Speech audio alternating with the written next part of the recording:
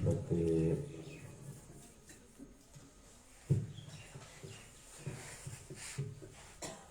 ਆਓ ਗੁਰੂ ਪਿਆਰੀ ਸਾਧ ਸੰਗਤ ਜੀਓ, ਅਕਾਲ ਪੁਰਖ ਵਾਹਿਗੁਰੂ ਦੀ ਮਿਹਰਾਂ ਸਦਕਾ ਆਪਾਂ ਨੂੰ ਇਹ ਸਮਾਂ ਬਖਸ਼ਿਸ਼ ਹੋਇਆ ਹੈ ਕਿ ਆਪਾਂ ਸੰਗਤ ਰੂਪ ਦੇ ਵਿੱਚ ਜੁੜ ਬੈਠ ਕੇ ਸਤਿਗੁਰਾਂ ਦੀ ਬਾਣੀ ਦੀ ਵਿਚਾਰ ਕਰੀਏ, ਸਤਿਗੁਰਾਂ ਦੇ ਉਪਦੇਸ਼ ਨੂੰ ਸਮਝੀਏ, ਮੰਨੀਏ, ਕਮਾਉਣ ਦੀ ਕੋਸ਼ਿਸ਼ ਕਰੀਏ, ਤਾਂ ਕਿ ਜੋ ਆਪਣੇ ਜੀਵਨ ਦਾ ਮਨੋਰਥ ਹੈ ਉਹ ਪੂਰਾ ਹੋ ਜਾਵੇ।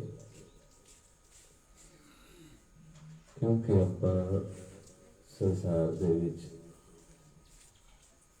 ਇਹ ਮਨੁੱਖਾ ਜਨਮ ਲੈ ਕੇ ਮੋਕਸ਼ ਦੀ ਪ੍ਰਾਪਤੀ ਦੇ ਵਾਸਤੇ ਆਏ ਹਾਂ।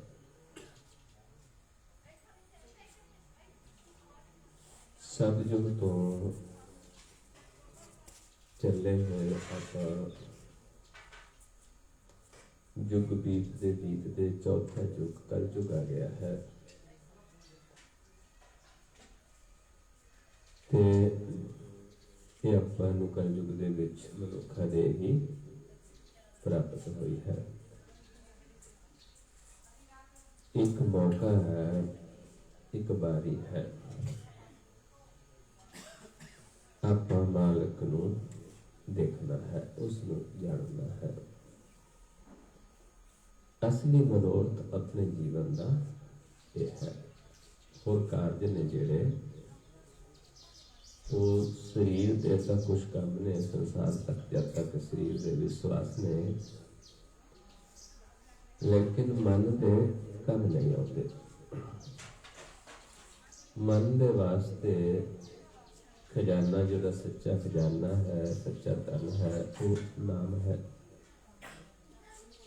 ਜਿਸ ਨਾਮ ਨੇ ਇੱਥੇ ਵੀ ਆਪਾਂ ਨੇ ਕੰਮ ਆਉਂਦਾ ਹੈ ਤੇ ਪ੍ਰਲੋਕ ਦੇ ਵਿੱਚ ਵੀ ਸਾਡੇ ਨਾਲ ਜਾਂਦਾ ਹੈ। ਜਿੱਥੇ ਸਾਡੇ ਨਾਲ ਕੋਈ ਵੀ ਨਹੀਂ ਜਾਂਦਾ ਉੱਥੇ ਫਿਰ ਨਾਮ ਸਾਡਾ ਸਹਾਇਤਾ ਕਰਦਾ ਹੈ, ਸਾਡਾ ਸਹਾਈ ਹੁੰਦਾ ਹੈ। ਤੇ ਗੁਰੂ ਸਾਹਿਬਾਨ ਜੀ ਫਿਰ ਸਾਨੂੰ ਇਹ ਗਿਆਨ ਬਖਸ਼ਿਸ਼ ਕਰ ਰਹੇ ਨੇ ਕਿ ਪ੍ਰਭੂ ਨੂੰ ਮਿਲਣਾ ਹੈ, ਪ੍ਰਭੂ ਦੀ ਸੇਵਾ ਕਰਨੀ ਹੈ, ਪਰਮੇਸ਼ਰ ਦੇ ਗੁਣ ਗਾਉਣੇ ਨੇ। ਇਹ ਆਪਣੇ ਜੀਵਨ ਦਾ ਮਨੋਰਥ ਹੈ। ਆਪਾਂ ਗੁਰੂ ਵਾਲੇ ਬਣਨਾ ਹੈ। ਇਹ ਆਪਣੇ ਜੀਵਨ ਦਾ ਮਨੋਰਥ ਹੈ, ਕਿਉਂਕਿ ਗੁਰ ਤੋਂ ਬਿਨਾਂ ਸਾਨੂੰ ਗਿਆਨ ਨਹੀਂ ਹੁੰਦਾ ਤੇ ਗੁਰ ਤੋਂ ਬਿਨਾਂ ਭਗਤੀ ਨਹੀਂ ਹੁੰਦੀ। ਭਾਈ ਰੇ ਗੁਰ ਬਿਨ ਭਗਤ ਨਾ ਹੋਏ, ਭਾਈ ਰੇ ਗੁਰ ਬਿਨ ਗਿਆਨ ਨਾ ਹੋਏ। ਇਸ ਕਰਕੇ ਮਹਾਰਾਜ ਸਮਝਾਉਂਦੇ ਨੇ ਬਈ ਤਨ ਨੂੰ ਆਪਾਂ ਸਵਾਰਦੇ ਹਾਂ, ਤਨ ਨੂੰ ਅਸੀਂ ਜੋ ਮਰਜ਼ੀ ਕਰੀ ਜਾਈਏ, ਜਦ ਤੱਕ ਸਾਨੂੰ ਮਨ ਦੀ ਸੋਝੀ ਨਹੀਂ ਹੈ, ਮਨ ਨਿਰਮਲ ਨਹੀਂ ਹੁੰਦਾ, ਸਾਡਾ ਕੀਤਾ ਥਾਏ ਨਹੀਂ ਪੈਂਦਾ। ਮਹਾਰਾਜ ਸਮਝਾਉਂਦੇ ਨੇ ਪਤ ਬਿਨ ਪੂਜਾ, ਸਤ ਬਿਨ ਸੰਜਮ, ਜਤ ਬਿਨ ਕਾਹੇ ਜਨੇਊ। ਕਿਉਂਕਿ ਜਦੋਂ ਗੁਰੂ ਨਾਨਕ ਸਾਹਿਬ ਮਹਾਰਾਜ ਸੰਸਾਰ 'ਚ ਆਏ, ਆਪਾਂ ਸਾਰੇ ਜਾਣਦੇ ਹਾਂ ਕਿ ਹਿੰਦੂ ਧਰਮ ਦੇ ਵਿੱਚ ਗੁਰੂ ਨਾਨਕ ਸਾਹਿਬ ਜੀ ਆਏ ਤੇ ਗੁਰੂ ਨਾਨਕ ਸਾਹਿਬ ਮਹਾਰਾਜ ਨੂੰ ਜਨੇਊ ਵੀ ਪਹਿਨਾਉਣਾ ਚਾਹਿਆ, ਲੇਕਿਨ ਉਸ ਤੋਂ ਇਨਕਾਰ ਕੀਤਾ। ਤੇ ਜਿਹੜੇ ਜੀਵ ਕਿਉਂਕਿ ਇਹਨਾਂ ਚੀਜ਼ਾਂ ਨੂੰ, ਪੂਜਾ ਨੂੰ, ਸੰਜਮ 'ਚ ਰਹਿਣਾ ਤੇ ਜਨੇਊ ਪਾਉਣਾ, ਧੋਤੀ ਲਾਉਣੀ, ਟਿੱਕਾ ਲਾਉਣਾ, ਇੱਕ ਹਿੰਦੂ ਧਰਮ ਦੇ ਵਿੱਚ ਇੱਕ ਪਰੰਪਰਾ ਬਣੀ ਹੋਈ ਸੀ। ਇਹ ਉਹ ਜੀਵ ਕਰਦੇ ਸੀ ਜਿਹੜੇ ਹਿੰਦੂ ਧਰਮ ਦੇ ਅਨੁਯਾਈ ਸੀ, ਆਗੂ ਸੀ, ਜਿਨ੍ਹਾਂ ਨੂੰ ਲੋਕ ਬ੍ਰਾਹਮਣ ਮੰਨਦੇ ਸੀ, ਪੰਡਤ ਮੰਨਦੇ ਸੀ। ਤੇ ਫਿਰ ਉੱਥੇ ਗੁਰੂ ਸਾਹਿਬ ਜੀ ਉਹਨਾਂ ਜੀਵਾਂ ਨੂੰ ਪੁੱਛਦੇ ਨੇ ਬਈ ਪੂਜਾ ਆਪਾਂ ਕਿਸ ਦੀ ਕਰਦੇ ਹਾਂ? ਪੂਜਾ ਕਦੋਂ ਹੋਏਗੀ? ਜਦੋਂ ਸਾਨੂੰ ਆਪਣੇ ਘਰ ਦੇ ਵਿੱਚ ਮਾਣ ਹਾਸਲ ਹੋਏਗਾ, ਘਰ ਦੇ ਵਿੱਚ ਅਸੀਂ ਵਸਣਾ ਸ਼ੁਰੂ ਕਰਾਂਗੇ, ਘਰ ਦੇ ਵਿੱਚ ਸਾਨੂੰ ਪਤ ਮਿਲੇਗੀ, ਫਿਰ ਜਾ ਕੇ ਆਪਾਂ ਪੂਜਾ ਕਰ ਸਕਦੇ ਹਾਂ। ਤੇ ਸੰਜਮ ਕਿਹੜਾ ਰੱਖਾਂਗੇ? ਸੰਜਮ ਦਾ ਸਾਨੂੰ ਗਿਆਨ ਨਹੀਂ ਹੈ। ਸੱਚ ਤੋਂ ਬਿਨਾਂ ਕਿਆ ਆਪਾਂ ਸੰਜਮ ਰੱਖ ਸਕਦੇ ਹਾਂ? ਤੇ ਜਦ ਤੋਂ ਬਿਨਾਂ ਕਾਹਦਾ ਜਨੇਊ? ਹੁਣ ਇਹ ਸਾਰੀ ਗੱਲ ਕਿਸ ਨੂੰ ਕਹਿ ਰਹੇ ਨੇ ਗੁਰਬਾਣੀ ਦੇ ਵਿੱਚ? ਮਨ ਨੂੰ। ਹਾਲਾਂਕਿ ਅਸੀਂ ਜੀਵ ਇਸ ਨੂੰ ਤਨ ਤੱਕ ਸੀਮਿਤ ਰੱਖ ਲੈਂਦੇ ਹਾਂ। ਮਨ ਸਾਡਾ ਜਦ ਤੱਕ ਇੱਕ ਪਰਮੇਸ਼ਰ ਦੇ ਨਾਲ ਨਹੀਂ ਜੁੜਦਾ, ਆਪਣਾ ਇਸ਼ਟ ਇੱਕ ਪਰਮੇਸ਼ਰ ਨੂੰ ਨਹੀਂ ਮੰਨਦਾ ਜਾਂ ਗੁਰੂ ਨੂੰ ਨਹੀਂ ਮੰਨਦਾ, ਉਦੋਂ ਤੱਕ ਆਪਾਂ ਆਪਣਾ ਜਤ ਨਹੀਂ ਹੈ। ਏਦਾਂ ਹੀ ਜਦ ਤੱਕ ਅਸੀਂ ਸੱਚ ਨੂੰ ਨਹੀਂ ਜਾਣਿਆ, ਸੰਜਮ ਨਹੀਂ ਹੈ ਮਨ ਦਾ। ਸਰੀਰ ਕਰਕੇ ਬੜਾ ਸੰਜਮ ਕਰਦੇ ਨੇ ਲੋਕ, ਬਹੁਤ ਆਰਾਮ ਨਾਲ ਤੁਰਨਾ, ਕੁਛ ਲੋਕ ਪੈਰਾਂ ਦੇ ਵਿੱਚ ਖੜਾਮਾ ਪਾਉਂਦੇ ਨੇ ਤਾਂ ਕਿ ਸਹਿਜ ਦੇ ਵਿੱਚ ਤੁਰ ਸਕਣ। ਪਰ ਮਨ ਦਾ ਕੀ ਹੈ, ਸਹਿਜ ਕੀ ਹੈ, ਇਹ ਚੀਜ਼ਾਂ ਦਾ ਗਿਆਨ ਨਹੀਂ। ਇਸ ਕਰਕੇ ਸਮਝਾਉਂਦੇ ਨੇ ਤੇ ਪੂਜਾ, ਜਿਵੇਂ ਆਪਾਂ ਦੇਖਦੇ ਹਾਂ ਕਿ ਤਨ ਨੂੰ ਢੱਕ ਕੇ ਪੂਜਾ ਕੀਤੀ ਜਾਂਦੀ ਹੈ, ਮਨ ਤਾਂ ਸਾਡਾ ਨੰਗਾ ਫਿਰਦਾ ਹੈ, ਮਨ ਤਾਂ ਢਕਿਆ ਨਹੀਂ। ਤੇ ਪੂਜਾ ਕਿਸ ਦੀ ਕਰਦੇ? ਕਿਵੇਂ ਪੂਜਾ ਕਰਦੇ ਹਾਂ? ਕਿਉਂਕਿ ਮਨ ਨੂੰ ਢਕਣਾ ਕਿਸ ਦੇ ਨਾਲ ਹੈ? ਨਾਮ ਦੇ ਨਾਲ। ਮਨ ਦਾ ਕੱਪੜਾ ਕੀ ਹੈ? ਨਾਮ। ਮਨ ਦਾ ਇਸ਼ਨਾਨ ਕੀ ਹੈ? ਨਾਮ। ਮਨ ਦਾ ਭੋਜਨ ਕੀ ਹੈ? ਨਾਮ। ਭਗਤਾਂ ਕਾ ਭੋਜਨ ਹਰ ਨਾਮ ਨਿਰੰਜਨ, ਪੈਨਣ ਭਗਤ ਵਡਿਆਈ, ਨਿਜ ਘਰ ਵਾਸਾ ਸਦਾ ਹਰ ਸੇਵਨ, ਹਰ ਦਰ ਸੋਭਾ ਪਾਈ। हर नाम हमारा भोजन 36 प्रकार, जित खाया हमको तृप्त पई। हर नाम हमारा पैनन, जित फिर नंगे न होवे होर पैनन दी हमरी शरद गई। हर नाम हमारा बनज, हर नाम व्यापार, हर नामे की सतगुर हमको कर गुनी दी। हर नामे का हम लेखा लिखिया, सब जम की अगली कान गई। नानक जन नानक नाम ते ना को मिलिया, जिनको तुर लेख ते लाट पई।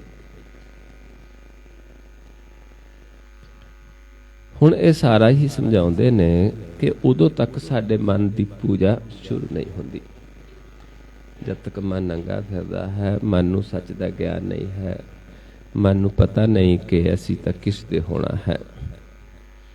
ਜਨੇਊ ਪਾਉਣ ਦਾ ਕੋਈ ਫਾਇਦਾ ਨਹੀਂ ਹੈ। ਨਹਾਵੋ ਧੋਵੋ ਤਿਲਕ ਚੜਾਵੋ, ਸੱਚ ਬਿਨ ਸੋਚ ਨਾ ਹੋਈ। ਨਹਾ ਲਿਆ, ਸਰੀਰ ਨੂੰ ਧੋ ਲਿਆ, ਮੱਥੇ ਤੇ ਤਿਲਕ ਲਾ ਲਿਆ, ਟਿੱਕਾ ਲਗਾ ਲਿਆ, ਪਰ ਮਨ ਸਾਡੀ ਸੋਚ ਨਹੀਂ ਪਵਿੱਤਰ ਹੋਈ। ਕਿਉਂਕਿ ਸੋਚ ਕਦੋਂ ਪਵਿੱਤਰ ਹੋਣੀ, ਮਨ ਨੇ ਕਦੋਂ ਪਵਿੱਤਰ ਹੋਣਾ ਹੈ? ਜਦੋਂ ਸਾਨੂੰ ਸੱਚ ਦਾ ਗਿਆਨ ਹੋਏਗਾ। ਇਹ ਉਸ ਸਮੇਂ ਜੋ ਪਖੰਡ ਚੱਲਦਾ ਸੀ, ਬਾਰੀ ਟਿੱਕਾ ਲਾ ਲਿਆ, ਧੋਤੀ ਲਾ ਲਈ, ਬੋਦੀ ਰੱਖ ਲਈ ਤੇ ਸੰਜਮ, ਬਾਰੀ ਸੰਜਮ ਰੱਖਣਾ ਸ਼ੁਰੂ ਕਰ ਦਿੱਤੇ। ਤੇ ਗੁਰੂ ਸਾਹਿਬ ਜੀ ਫਿਰ ਉਸ ਚੀਜ਼ ਦਾ ਵਿਰੋਧ ਕੀਤਾ।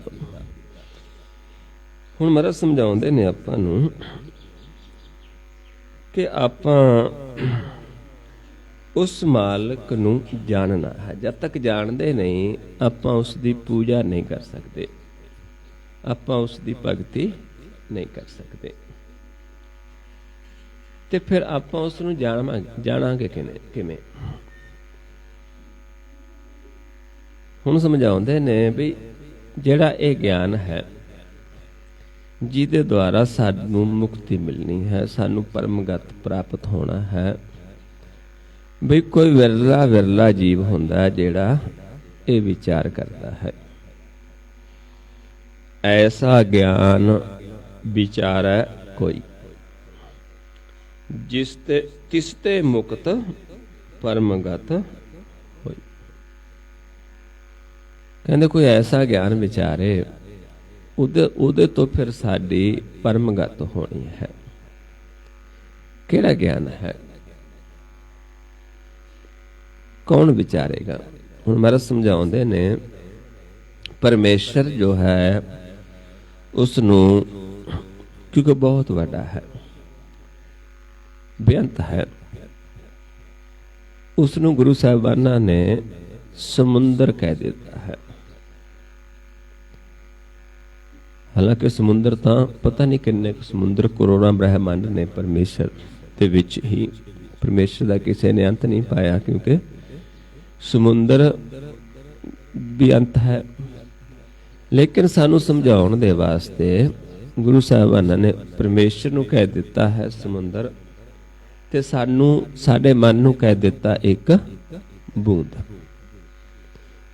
ਬੂੰਦ ਸਮੁੰਦਰ ਤੋਂ ਵਿਛੜ ਜਾਂਦੀ ਹੈ, ਇੱਕ ਬੂੰਦ ਕਹਿਲਾਉਂਦੀ ਹੈ। ਜਦੋਂ ਬੂੰਦ ਸਮੁੰਦਰ 'ਚ ਜਾ ਪੈਂਦੀ ਹੈ ਤੇ ਸਮੁੰਦਰ ਰੂਪ ਹੋ ਜਾਂਦੀ ਹੈ। ਇਸ ਕਰਕੇ ਮਹਾਰਾਜ ਸਮਝਾਉਂਦੇ ਨੇ, ਕਹਿੰਦੇ ਸਾਗਰ ਮੈਂ ਬੂੰਦ, ਬੂੰਦ ਮੈਂ ਸਾਗਰ। ਵੀ ਜਦੋਂ ਬੂੰਦ ਜਾ ਕੇ ਸਾਗਰ 'ਚ ਪੈ ਜਾਂਦੀ ਤੇ ਸਾਗਰ ਬੂੰਦ 'ਚ ਸਮਾ ਜਾਂਦਾ ਹੈ। ਇਹ ਵਡਿਆਈ ਹੈ। ਪਾਣੀ ਪਾਣੀ 'ਚ ਮਿਲ ਗਿਆ ਤੇ ਆਪਾਂ ਬੂੰਦ ਨੂੰ ਵੱਖ ਨਹੀਂ ਸਮਝ ਸਕਦੇ, ਉਹ ਸਾਗਰ ਰੂਪ ਹੋ ਜਾਂਦੀ ਹੈ।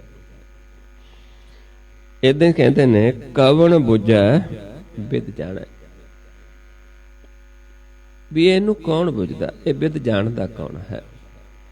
ਕਿਵੇਂ ਬੁਝੀਏ ਕਿ ਕਿਵੇਂ ਆਪਾਂ ਆਪਣੀ ਬੂੰਦ ਨੂੰ ਸਾਗਰ 'ਚ ਮਿਲਾਉਣਾ ਤੇ ਸਾਗਰ ਨੇ ਸਾਡੀ ਬੂੰਦ 'ਚ ਸਮਾਉਣਾ ਹੈ। ਇਹ ਕੋਈ ਵਿਰਲਾ ਐਸਾ ਵਿਚਾਰਦਾ ਹੈ ਜਿਸ ਦੁਆਰਾ ਸਾਡੀ ਪਰਮਗਤ ਹੁੰਦੀ ਹੈ। ਉਤਪੁਜ ਚਲਤ ਆਪ ਕਰ ਚੀਨੈ, ਆਪੇ ਤਤ ਪਛਾਣੈ। ਮਹਾਰਾਜ ਸਮਝਾਉਂਦੇ ਨੇ ਵੀ ਇੱਥੇ ਉਸ ਮਾਲਕ ਦੀ ਜਿਹੜੀ ਇਸ ਉਤਪੁਜ ਹੈ, ਸਾਰਾ ਸੰਸਾਰ ਦੀ ਸ੍ਰਿਸ਼ਟੀ ਰਚੀ ਹੋਈ ਹੈ, ਇਸ ਦੇ ਵਿੱਚ ਜੀਵ ਆਪਣੇ ਆਪ ਨੂੰ ਪਹਿਚਾਣੇ। ਕੋਈ ਕਦੋਂ ਪਹਿਚਾਣਦਾ ਹੈ? ਜਦੋਂ ਮਾਲਕ ਸੋਝੀ ਦਿੰਦਾ ਹੈ, ਉਹ ਆਪਣੇ ਆਪ ਨੂੰ ਪਹਿਚਾਣਦਾ ਹੈ। ਫਿਰ ਤਤ ਦੀ ਪਹਿਚਾਣ ਹੁੰਦੀ ਹੈ। ਆਪੇ ਤਤ ਪਛਾਣੈ।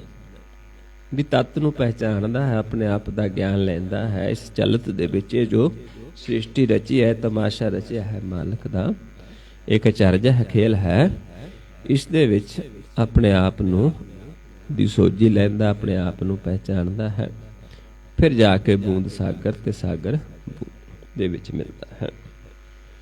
ਤੇ ਹੋਰ ਨਾਲ ਉਦਾਹਰਨਾਂ ਦਿੱਤੀਆਂ ਨੇ। ਦਿਨ ਮੈਂ ਰੈਣ, ਰੈਣ ਮੈਂ ਦਿਨੀਅਰ, ਕਿਉਂਕਿ ਦੋਨੋਂ ਵੱਖ ਵੱਖ ਨੇ। ਜਦੋਂ ਰਾਤ ਹੈ ਉਦੋਂ ਦਿਨ ਨਹੀਂ ਹੈ, ਜਦੋਂ ਦਿਨ ਹੈ ਉਦੋਂ ਰਾਤ ਨਹੀਂ ਹੈ। ਪਰ ਉਹ ਸਮਝਾਉਂਦੇ ਨੇ ਜਿਹੜਾ ਇਹ ਸੰਸਾਰ ਹੈ, ਇਸ ਨੂੰ ਗੁਰਬਾਣੀ ਦੇ ਵਿੱਚ ਰਹਿਣ ਕਿਹਾ ਹੈ। ਕਿਉਂਕਿ ਦਿਨ ਦੇ ਵਿੱਚ ਰਾਤ ਨਹੀਂ ਹੋ ਸਕਦੀ ਤੇ ਰਾਤ ਦੇ ਵਿੱਚ ਦਿਨ ਨਹੀਂ ਹੋ ਸਕਦਾ। ਪਰ ਗੁਰਬਾਣੀ ਦੇ ਵਿੱਚ ਜਿਹੜਾ ਇਹ ਸੰਸਾਰ ਹੈ, ਇਸ ਨੂੰ ਰਾਤ ਕਿਹਾ ਹੈ।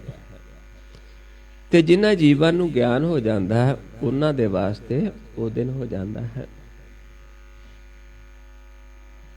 ਕਿਉਂਕਿ ਮਾਲਕ ਦੇ ਘਰ ਦੇ ਵਿੱਚ ਰਾਤ ਨਹੀਂ ਹੈ, ਉੱਥੇ ਦਿਨ ਹੈ। ਪ੍ਰਕਾਸ਼ ਹੋ ਜਾਂਦਾ, ਪ੍ਰਗਟ ਹੋ ਜਾਂਦਾ। ਇਹ ਸੰਸਾਰ 'ਚ ਆਪਾਂ ਪਰਮੇਸ਼ਰ ਨੂੰ ਦੇਖਦੇ ਹਾਂ ਤੇ ਪਰਮੇਸ਼ਰ ਨੂੰ ਸੰਸਾਰ 'ਚ ਦੇਖਦੇ ਹਾਂ। ਇਹ ਅਵਸਥਾ ਹੋ ਜਾਂਦੀ ਹੈ। ਉਸਨ ਸੀਤ ਬਿਦ ਸੋਈ। ਏਦਾਂ ਹੀ ਸਮਝਾਉਂਦੇ ਨੇ ਕਿ ਠੰਡ ਤੇ ਗਰਮੀ ਦੋਨਾਂ ਦਾ ਆਪਸ ਦੇ ਵਿੱਚ ਸੁਮੇਲ ਨਹੀਂ ਹੈ। ਜਦੋਂ ਗਰਮੀ ਹੈ ਠੰਡ ਨਹੀਂ, ਜਦੋਂ ਠੰਡ ਹੈ ਗਰਮੀ ਨਹੀਂ ਹੈ। ਪਰ ਆਪਾਂ ਚਾਹੀਏ ਆਪਾਂ ਠੰਡ ਦੇ ਵਿੱਚ ਗਰਮੀ ਵੀ ਲੈ ਲੈਂਦੇ ਹਾਂ, ਅੱਗ ਜਗਾ ਲਈਏ ਤੇ ਠੰਡ ਦੂਰ ਕਰ ਲੈਂਦੇ ਹਾਂ, ਤੇ ਗਰਮੀ ਲੱਗਦੀ ਹੈ ਤੇ ਆਪਾਂ ਠੰਡੀ ਹਵਾ ਦੇ ਨਾਲ ਗਰਮੀ ਹਟਾ ਲੈਂਦੇ ਹਾਂ। ਜਾਂ ਆਪਾਂ ਨੂੰ ਦੱਸਿਆ ਵੀ ਇਸ ਪਾਸੇ ਗਰਮੀ ਹੈ, ਇਸ ਪਾਸੇ ਸਰਦੀ ਹੈ, ਤੇ ਆਪਾਂ ਦੋਨਾਂ ਨੂੰ ਸਮ ਕਰ ਲੈਂਦੇ ਹਾਂ। ਜਿਵੇਂ ਰਾਤ ਨੂੰ ਗਰਮੀ ਕਰ ਜਾਂਦੀ ਹੈ। ਇਹ ਤਾਂ ਸਾਨੂੰ ਸਮਝਾਉਂਦੇ ਨੇ ਵੀ ਵਿਦ ਕਿਹੜੀ ਹੈ, ਕੋਈ ਵਿਦ ਹੈ। ਠੰਡ ਲੱਗਦੀ ਆਪਾਂ ਅੱਗ ਜਗਾ ਸਕਦੇ ਹਾਂ, ਤੇ ਅੱਗ ਹੈ ਤੇ ਆਪਾਂ ਗਰਮੀ ਹੈ ਤੇ ਆਪਾਂ ਠੰਡੀ ਹਵਾ ਲੈ ਸਕਦੇ ਹਾਂ। ਰਾਤ ਹੈ ਤੇ ਆਪਾਂ ਚਾਨਣ ਕਰ ਸਕਦੇ ਹਾਂ। ਇਸ ਦੇ ਵਾਸਤੇ ਜਿਵੇਂ ਮਹਾਰਾਜ ਸਮਝਾਉਂਦੇ ਨੇ, ਜਿਉ ਅੰਧਕਾਰ ਦੀਪਕ ਪ੍ਰਗਾਸ ਗੁਰਦਰਸ਼ਨ ਦੇਖ ਮਨ ਹੋਏ ਬੇਗਾਸ। ਪਰ ਜੇ ਆਪਾਂ ਇਸ ਨੂੰ ਕਰਨਾ ਜਾਣਦੇ ਹੋਈਏ, ਵਿਦ ਉਹੀ ਹੈ ਤਾਂ ਕਿ ਗਤਮਿਤ ਅਵਰ ਨਾ ਜਾਣੈ ਗੁਰ ਬਿਨ ਸਮਝ ਨਾ ਹੋਈ। ਪਰ ਇਸ ਦਾ ਸਾਰਾ ਗਿਆਨ ਸਾਨੂੰ ਕੋਈ ਹੋਰ ਨਹੀਂ ਦੇ ਸਕਦਾ। ਇਸ ਦੇ ਵਾਸਤੇ ਆਪਾਂ ਨੂੰ ਗੁਰ ਲੈਣਾ ਪੈਂਦਾ ਹੈ। ਜਦ ਤੱਕ ਅਸੀਂ ਗੁਰ ਨਹੀਂ ਲੈਂਦੇ ਆਪਾਂ ਇਕੱਠੇ ਇਸ ਨੂੰ ਦੇਖ ਨਹੀਂ ਸਕਦੇ। ਇਸ ਕਰਕੇ ਮੇਰਾ ਸਮਝਾਉਂਦੇ ਨੇ ਵੀ ਗੁਰ ਤੋਂ ਬਿਨਾਂ ਸਾਨੂੰ ਗਿਆਨ ਨਹੀਂ ਹੋਣਾ। ਵਿਧੀ ਉਹੀ ਹੈ, ਅੱਗ ਪ੍ਰਗਟ ਕਰ ਲੈਣੀ। ਅੱਗ ਕਿੱਥੇ ਹੈ? ਲੱਕੜ ਦੇ ਵਿੱਚ ਹੈ, ਦਿਸਦੀ ਨਹੀਂ ਹੈ। ਤੇ ਜਦੋਂ ਆਪਾਂ ਤੀਲੀ ਲਗਾਉਂਦੇ ਹਾਂ ਤੇ ਅੱਗ ਪ੍ਰਗਟ ਹੋ ਜਾਂਦੀ ਹੈ। ਜਿੰਨੀ ਵੀ ਬਨਸਪਤੀ ਹੈ ਸਾਰੀ ਦੇ ਵਿੱਚ ਅੱਗ ਹੈ। ਇਹਦਾ ਦੁੱਧ ਹੈ, ਦੁੱਧ ਦੇ ਵਿੱਚ ਸਾਰੇ ਦੇ ਵਿੱਚ ਕੀ ਹੈ ਲੇਕਿਨ ਦਿਸਦਾ ਨਹੀਂ ਹੈ। ਜੁਗਤੀ ਲਗਾਉਂਦੇ ਹਾਂ, ਪ੍ਰਗਟ ਕਰ ਲੈਂਦੇ ਹਾਂ। ਪਰ ਏਦਾਂ ਹੀ ਸਾਡੇ ਅੰਦਰ ਜੋਤ ਹੈ ਸਾਰਿਆਂ ਦੇ, ਤੇ ਜੋਤ ਪ੍ਰਗਟ ਕਰ ਸਕਦੇ ਹਾਂ। ਵਿਦ ਉਹੀ ਹੈ, ਕਿਉਂਕਿ ਜੋਤ ਪ੍ਰਗਟ ਹੋ ਕੇ ਜੋਤ ਨੇ ਜੋਤ ਦੇ ਵਿੱਚ ਸਮਾਉਣਾ ਹੈ। ਉਦਾਹਰਨ ਦੇ ਕੇ ਗੱਲ ਆਪਾਂ ਕਿੱਥੇ ਲੈ ਕੇ ਜਾਣੀ ਹੁੰਦੀ ਹੈ? ਜੋਤ ਦੀ।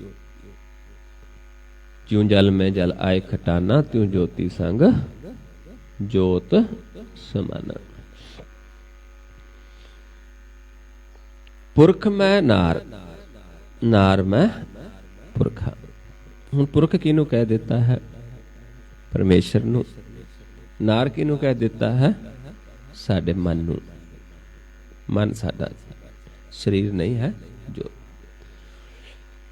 ਜਦੋਂ ਸਾਡੀ ਜੋਤ ਪਰਮੇਸ਼ਰ ਦੀ ਜੋਤ ਚ ਮਿਲਦੀ ਹੈ ਤੇ ਪਰਮੇਸ਼ਰ ਦੀ ਜੋਤ ਸਾਡੀ ਜੋਤ ਸਮਾ ਜਾਂਦੀ। ਜਿਵੇਂ ਬੂੰਦ ਸਾਗਰ ਚ ਮਿਲਦੀ, ਸਾਗਰ ਬੂੰਦ ਸਮਾਉਂਦਾ ਹੈ, ਏਦਾਂ ਹੀ ਸਾਡੀ ਜੋਤ ਪਰਮੇਸ਼ਰ ਚ ਮਿਲਦੀ ਤੇ ਪਰਮੇਸ਼ਰ ਦੀ ਜੋਤ ਸਾਡੇ ਮਨ ਵਿੱਚ ਸਮਾ ਜਾਂਦੀ ਹੈ। ਤੇ ਫਿਰ ਕੀ ਹੈ? ਬੂਝੋ ਬ੍ਰਹਮ ਗਿਆਨੀ। ਵੀ ਐਸੀ ਵਿਧਾ ਫਿਰ ਉਹ ਜਾਣਦੇ ਨੇ ਜਿਹੜੇ ਇੱਕ ਦੂਜੇ ਚ ਸਮਾਏ ਹੁੰਦੇ ਨੇ। ਐਸਾ ਕੋਈ ਜੀਵ ਹੈ ਜਿਸ ਨੇ ਇੱਕ ਦੂਜੇ ਸਮਾਇਆ ਹੈ, ਵੀ ਉਸ ਨੂੰ ਇਹ ਗਿਆਨ ਹੋ ਸਕਦਾ ਹੈ, ਉਸ ਨੂੰ ਬ੍ਰਹਮ ਦਾ ਗਿਆਨ ਹੈ। ਉਸ ਤੋਂ ਆਪਾਂ ਬੁੱਝਣਾ ਹੈ, ਗਿਆਨ ਲੈਣਾ ਹੈ। ਕਿਉਂਕਿ ਮਹਾਰਾਜ ਦੱਸਦੇ ਨੇ ਵੀ ਜਿਹੜਾ ਬ੍ਰਹਮ ਗਿਆਨੀ ਹੈ ਉਹ ਸਾਨੂੰ ਇੱਕ ਜੁਗਤੀ ਦਿੰਦਾ ਹੈ ਮੁਕਤੀ ਦੀ। ਬ੍ਰਹਮ ਗਿਆਨੀ ਮੁਕਤ ਜੁਗਤ ਜੀ ਕਾ ਦਾਤਾ। ਬ੍ਰਹਮ ਗਿਆਨੀ ਪੂਰਨ ਪੁਰਖ ਵਿਦਾਤਾ। ਪਰ ਬ੍ਰਹਮ ਗਿਆਨੀ ਕੌਣ ਹੈ? ਬ੍ਰਹਮ ਗਿਆਨੀ ਆਪ ਪਰਮੇਸ਼ਰ। ਆਪ ਪਰਮੇਸ਼ਰ ਬ੍ਰਹਮ ਗਿਆਨੀ ਹੈ। ਜਦੋਂ ਅਸੀਂ ਉੱਚ ਸਮਾ ਜਾਂਦੇ ਹਾਂ, ਸਾਡੀ ਜੋਤ ਪ੍ਰਭੂ ਸਮਾ ਜਾਂਦੀ ਪਰਮੇਸ਼ਰ, ਫਿਰ ਉਹ ਸਾਨੂੰ ਇਹ ਗਿਆਨ ਆਪ ਕਰਵਾਉਂਦਾ ਹੈ। ਮਤਲਬ ਕਹਿੰਦੇ ਐਸਾ ਕੋਈ ਜੀਵ ਲੱਭੋ ਜਿਹੜਾ ਉਹਦੇ ਚ ਸਮਾਇਆ ਹੈ। ਧੁਨ ਮੈਂ ਧਿਆਨ, ਧਿਆਨ ਮੈਂ ਜਾਣਿਆ, ਗੁਰਮੁਖ ਅਕਥ ਕਹਾਣੀ। ਵੀ ਉਹ ਜੀਵ ਸਾਨੂੰ ਅਕਥ ਕਹਾਣੀ ਕੀ ਦੱਸਣਗੇ? ਸਾਨੂੰ ਗਿਆਨ ਦੇਣਗੇ ਅਕਥ ਦਾ। ਕਿੱਥੇ ਦੇਣਗੇ? ਮੁਖ ਦੇ ਉੱਤੇ ਗੁਰ। ਕਿੱਥੇ ਗੁਰ ਲੈਣਾ ਆਪਾਂ ਨੇ? ਮੁਖ ਤੇ। ਉਹ ਗੁਰ ਹੀ ਅਕਥ ਕਹਾਣੀ ਹੈ। ਜੇ ਆਪਾਂ ਉਹ ਸਾਨੂੰ ਚਲਾਉਣਗੇ, ਧਿਆਨ ਲਗਾਉਣਗੇ, ਆਪਾਂ ਉਹਨਾਂ ਦੀ ਆਵਾਜ਼ 'ਚ ਧਿਆਨ ਰੱਖੂਗੇ, ਤੇ ਜਿੱਥੇ ਜਿੱਥੇ ਆਪਣਾ ਧਿਆਨ ਲਾਉਣਗੇ ਉੱਥੇ ਉੱਥੇ ਆਪਾਂ ਧਿਆਨ ਲਗਾਵਾਂਗੇ, ਤੇ ਉਸ ਦੇ ਵਿੱਚ ਆਪਾਂ ਉਹਨਾਂ ਦੀ ਆਵਾਜ਼ ਧਿਆਨ ਰੱਖ ਕੇ ਚੱਲਾਂਗੇ ਤੇ ਅਸੀਂ ਉਸ ਨੂੰ ਜਾਣ ਲਵਾਂਗੇ। ਤੁਨ ਮੈਂ ਧਿਆਨ, ਧਿਆਨ ਮੈਂ ਜਾਣਿਆ। ਜਾਣਿਆ ਕਿਸ ਦੁਆਰਾ ਜਾਣਾ? ਪ੍ਰਭੂ ਨੂੰ ਧਿਆਨ ਦੁਆਰਾ, ਕਿਉਂਕਿ ਲਿਖਣ ਪੜ੍ਹਨ ਦੇ ਵਿੱਚ ਨਹੀਂ ਹੈ, ਸਿਰਫ ਦੇਖਣ ਦੇ ਵਿੱਚ ਹੈ, ਧਿਆਨ ਦੇ ਵਿੱਚ ਹੈ।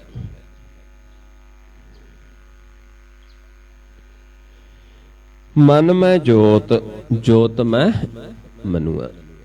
ਮਨ ਦੇ ਵਿੱਚ ਪ੍ਰਭੂ ਦੀ ਜੋਤ ਤੇ ਜੋਤ ਦੇ ਵਿੱਚ ਮਨ ਸਮਾ ਜਾਂਦਾ ਹੈ, ਦੋਨੇ ਇੱਕ ਦੂਜੇ ਸਮਾ ਜਾਂਦੇ ਨੇ। ਪੰਚ ਮਿਲੇ ਗੁਰ ਪਾਈ। ਐਸੇ ਜੀਵ ਨੇ ਜਿਹੜੇ ਫਿਰ ਉਸ ਸਮਾ ਜਾਂਦੇ, ਉਹਨਾਂ ਨੂੰ ਕਹਿੰਦੇ ਨੇ ਵੀ ਉੱਥੇ ਪ੍ਰਵਾਨ ਨੇ, ਮਤਲਬ ਸਮਝਾਉਂਦੇ ਨੇ ਪੰਜ ਪ੍ਰਵਾਨ, ਪੰਜ ਪ੍ਰਧਾਨ, ਪੰਚੇ ਪਾਵੈ ਦਰਗਾਹ ਮਨ। ਵੀ ਐਸਾ ਕੋਈ ਜੀਵ ਮਿਲੇ, ਉਹ ਸਾਨੂੰ ਫਿਰ ਗੁਰ ਦਿੰਦਾ ਹੈ, ਕਿਉਂਕਿ ਉਸਨੇ ਵੀ ਗੁਰ ਲਿਆ ਹੁੰਦਾ ਹੈ। ਉਹ ਗੁਰ ਲੈ ਕੇ ਕਮਾ ਕੇ ਉੱਥੇ ਪ੍ਰਵਾਨ ਹੁੰਦਾ ਹੈ। ਨਾਨਕ ਤਿਨ ਕੈ ਸਦ ਬਲਿਹਾਰੀ, ਜਿਨ ਏਕ ਸ਼ਬਦ ਲਿਵ ਲਾਈ। ਵੀ ਜਿਨ੍ਹਾਂ ਨੇ ਇੱਕ ਸ਼ਬਦ ਨਾਲ ਲਿਵ ਜੋੜੀ ਹੈ, ਉਹਨਾਂ ਤੋਂ ਬਲਿਹਾਰੇ ਜਾਈਏ। ਕੋਈ ਐਸਾ ਜੀਵ ਸਾਨੂੰ ਮਿਲਦਾ ਹੈ, ਉਹ ਸਾਨੂੰ ਇਹ ਵਿਦ ਦਿੰਦਾ ਹੈ, ਗੁਰ ਦਿੰਦਾ ਹੈ। ਫਿਰ ਐਸਾ ਗਿਆਨ ਕੋਈ ਵਿਚਾਰਦਾ ਹੈ, ਉਸ ਦੁਆਰਾ ਸਾਡੀ ਪਰਮਗਤ ਹੁੰਦੀ ਹੈ। ਜਿਹੜੀ ਰੋਹ ਪੰਕਤੀ ਹੈ ਉਸ ਦੇ ਵਿੱਚ ਇਹ ਸਮਝਾਇਆ ਹੈ।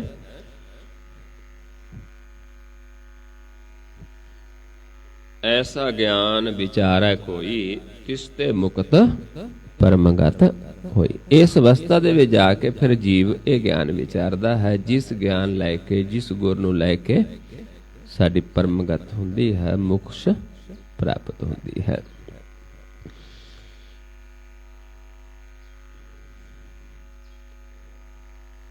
ਹੁਣ ਸਮਝਾਉਂਦੇ ਨੇ ਸਤਿਗੁਰੂ ਜੀ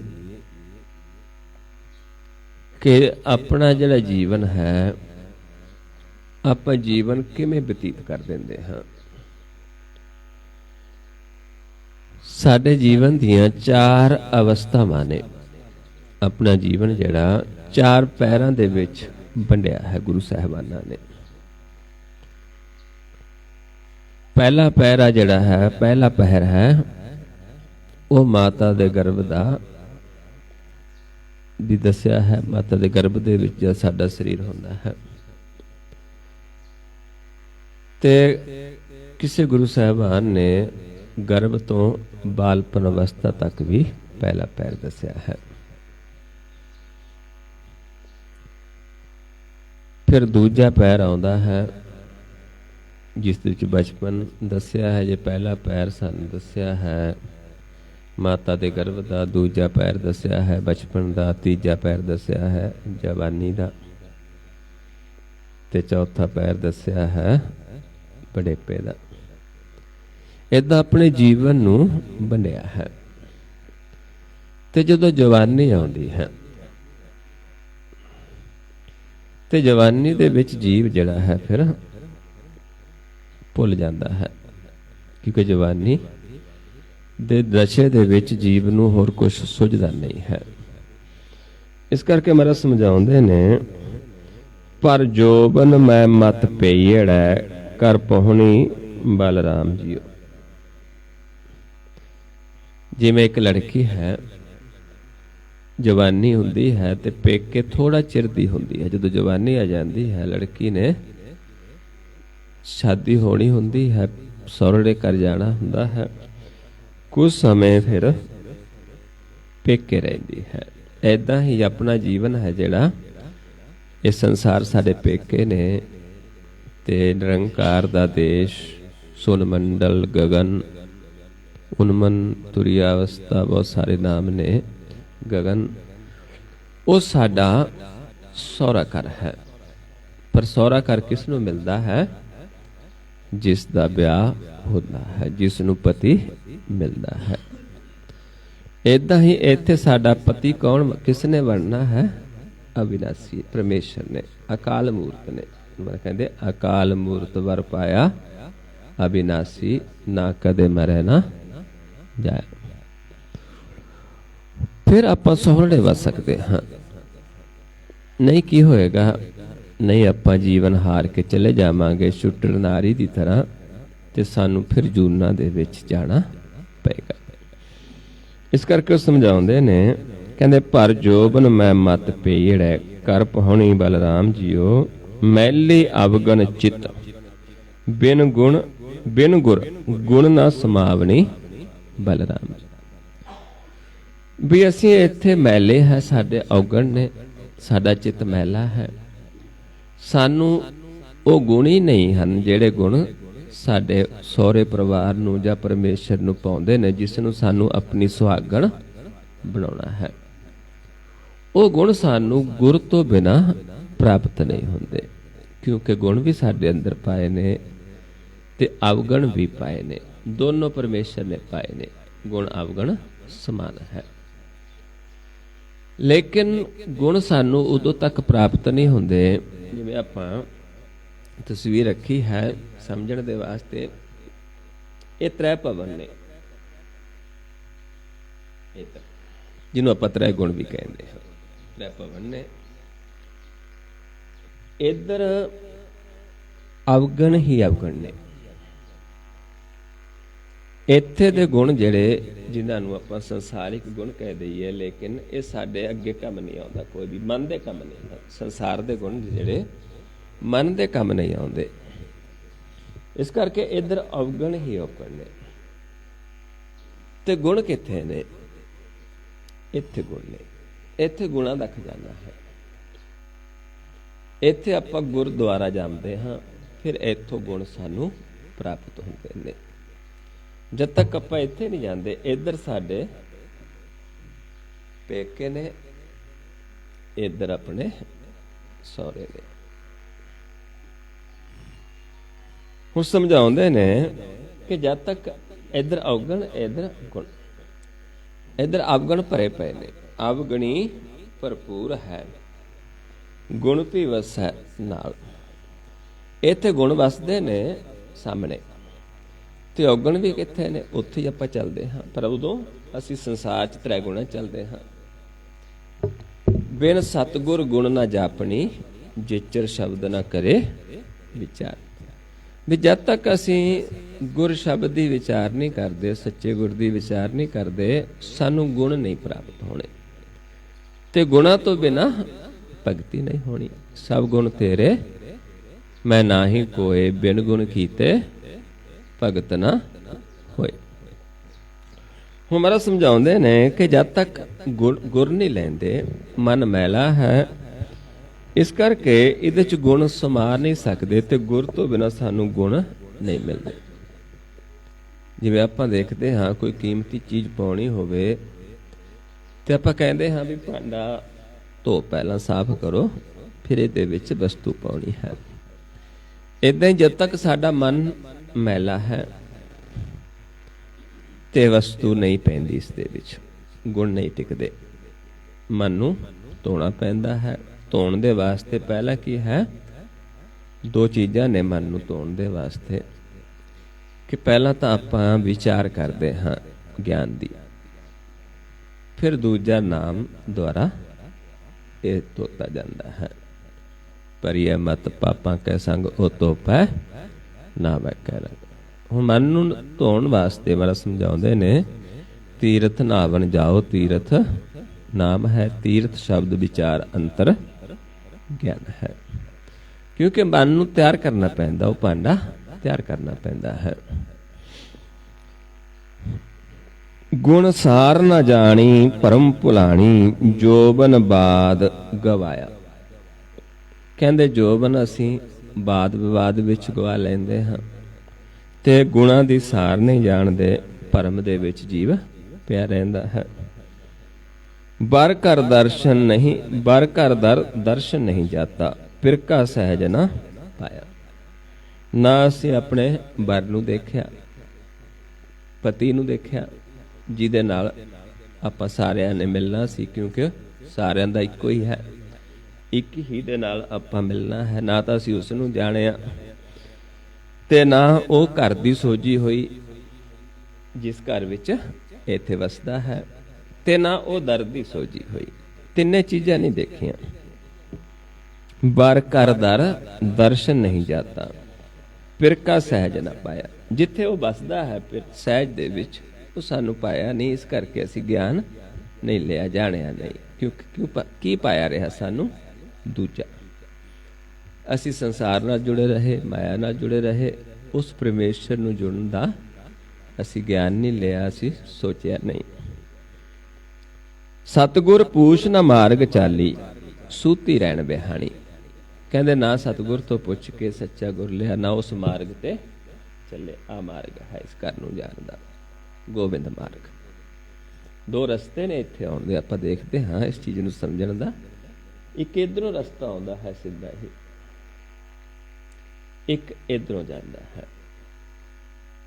इत्थे ये बेड़ा है, इत्थे पौड़ी है, पिछे हर की पौड़ी जिसनूं आपां कहदे हाँ, जिथे आपां चूड़ा लैंदे हाँ अमृत सरोवर दे विच।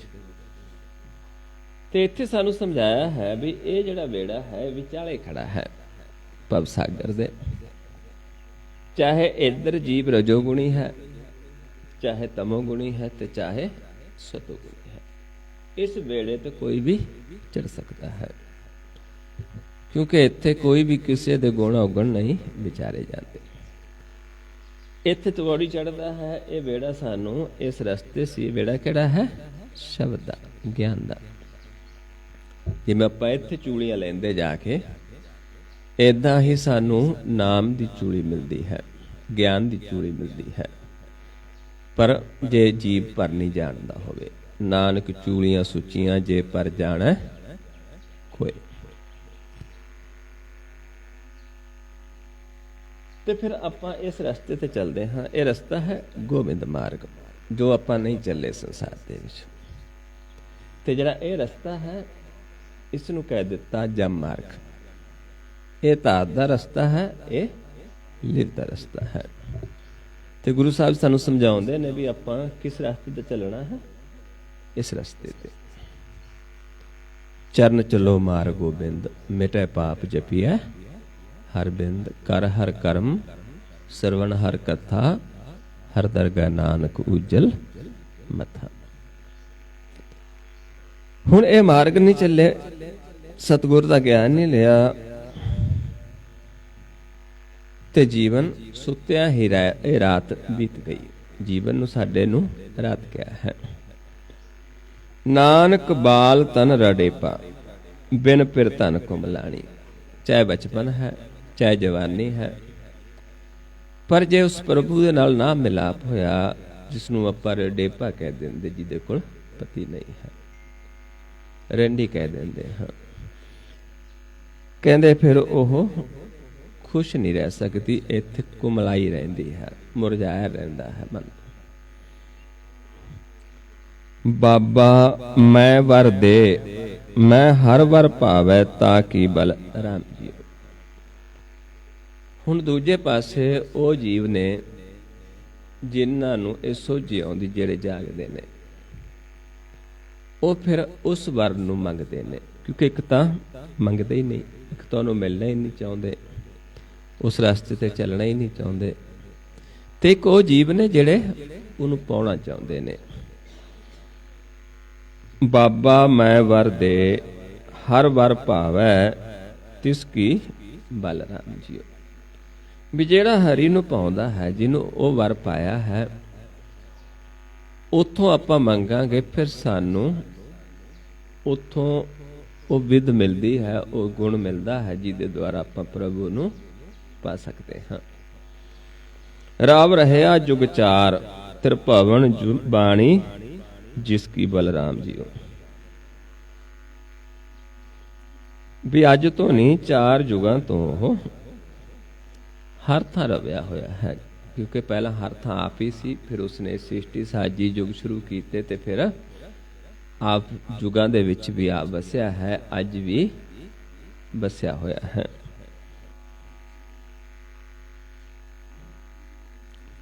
त्रिभवन कंत रवै सुहागण, अवगणवंती दूर है। जिहड़ी सुहागण है, इस संसार च रह के ही ਉਸ ਪ੍ਰਭੂ ਨੂੰ ਰੱਬਦੀ ਹੈ।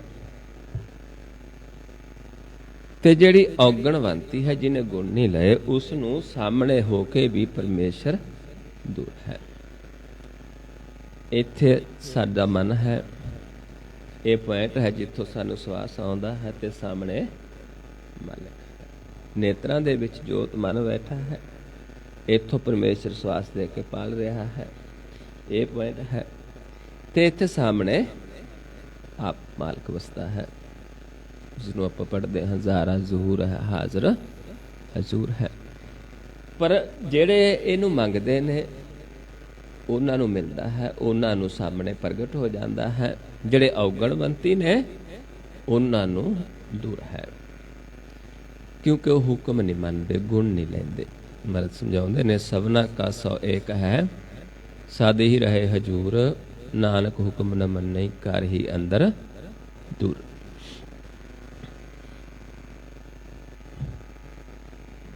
ਹਰ ਕੀ ਨਾਰ ਸੋ ਸਰਬ ਸੁਹਾਗਣ, ਰਾਂਡ ਨ ਮੈਲੇ ਬੇਸੇ। ਵੀ ਜਿਹੜਾ ਹਰੀ ਨੂੰ ਪਾ ਲੈਂਦੇ, ਜਿਹੜੇ ਹਰੀ ਦੀ ਸੁਹਾਗਣ ਬਣ ਜਾਂਦੀ ਹੈ, ਉਹ ਸਦਾ ਹੀ ਸੁਹਾਗਣ ਹੈ। ਉਹ ਕਦੇ ਵੀ ਰਾਂਡ ਨਹੀਂ, ਉਸ ਦਾ ਵੇਸ ਹੈ ਜਿਹੜਾ, ਉਹ ਪ੍ਰਭੂ ਤੋਂ ਬਿਨਾਂ ਦੂਜੇ ਨੂੰ ਨਹੀਂ ਦੇਖਦੀ, ਉਹ ਸਦਾ ਸੁਹਾਗਣ ਹੈ। ਉਹਦਾ ਮੈਲਾ ਵੇਸ ਨਹੀਂ ਹੈ, ਮਨ ਸਦਾ ਨਿਰਮਲ ਰਹਿੰਦਾ ਹੈ, ਤ੍ਰੈ ਗੁਣਾ ਤੋਂ ਨਿਰਲੇਪ ਰਹਿੰਦਾ ਹੈ। ਨਾਨਕ ਮੈਂ ਵਰ ਸਾਚਾ ਪਾਵੈ, ਤ੍ਰਿਭਵਨ ਕੰਤ ਰਵੈ, ਸੁਹਾਗਣ ਅਵਗਣਵੰਤੀ ਦੂਰੇ, ਜੈਸੀ ਆਸਾ ਤੈਸੀ ਮਨਸਾ, ਪੂਰ ਰਹਿ ਭਰਪੂਰੇ। ਵੀ ਜਿਹੀ ਜੀ ਕਿਸੇ ਦੀ ਆਸਾ ਹੈ, ਉਹੀ ਜੀ ਉਸ ਦੀ ਮਨਸ਼ਾ ਪੂਰੀ ਹੁੰਦੀ ਹੈ। ਆਸਾ ਜੀ, ਮੇਰੀ ਆਸਾ ਜੀ, ਮਨਸਾ ਪੂਰੀ ਰਾਮ। ਵੀ ਜਿਨ੍ਹਾਂ ਦੀ ਆਸਾ ਪ੍ਰਭੂ ਨੂੰ ਮਿਲਦੀ ਹੈ, ਉਹਨਾਂ ਦੀ ਮਨਸਾ ਵੀ ਪੂਰੀ ਹੁੰਦੀ ਹੈ। ਜਿਨ੍ਹਾਂ ਦੀ ਆਸਾ ਨਹੀਂ ਉਸ ਨੂੰ ਮਿਲਦੀ, ਉਸ ਨੂੰ ਮਨਸਾ ਵੀ ਪੂਰੀ ਨਹੀਂ ਹੁੰਦੀ, ਕਿਉਂਕਿ ਉਸ ਦੇ ਵਾਸਤੇ ਉਸ ਦਾ ਗਿਆਨ ਨਹੀਂ ਲੈਂਦੇ, ਉਹ ਗੁਣ ਨਹੀਂ ਲੈਂਦੇ ਜਿਹੜੇ ਗੁਣ ਪ੍ਰਭੂ ਨੂੰ ਪਾਉਂਦੇ ਨੇ। ਤੇ ਔਗਣਵੰਤੀ ਹੈ, ਉਸ ਤੋਂ ਦੂਰ ਹੈ।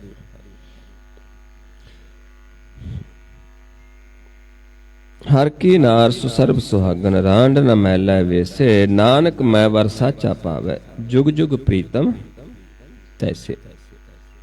ਤੇ ਜਿਨ੍ਹਾਂ ਨੂੰ ਪਾਉਂਦਾ ਹੈ ਪ੍ਰਭੂ, ਸਾਚਾ ਵਰ ਪਾ ਗਿਆ ਹੈ ਜਿਨ੍ਹਾਂ ਨੂੰ। ਕਿਵੇਂ ਪਾਇਆ? ਇੱਕੋ ਵੇਸ ਹੈ ਜੁਗਾਂ ਤੋਂ।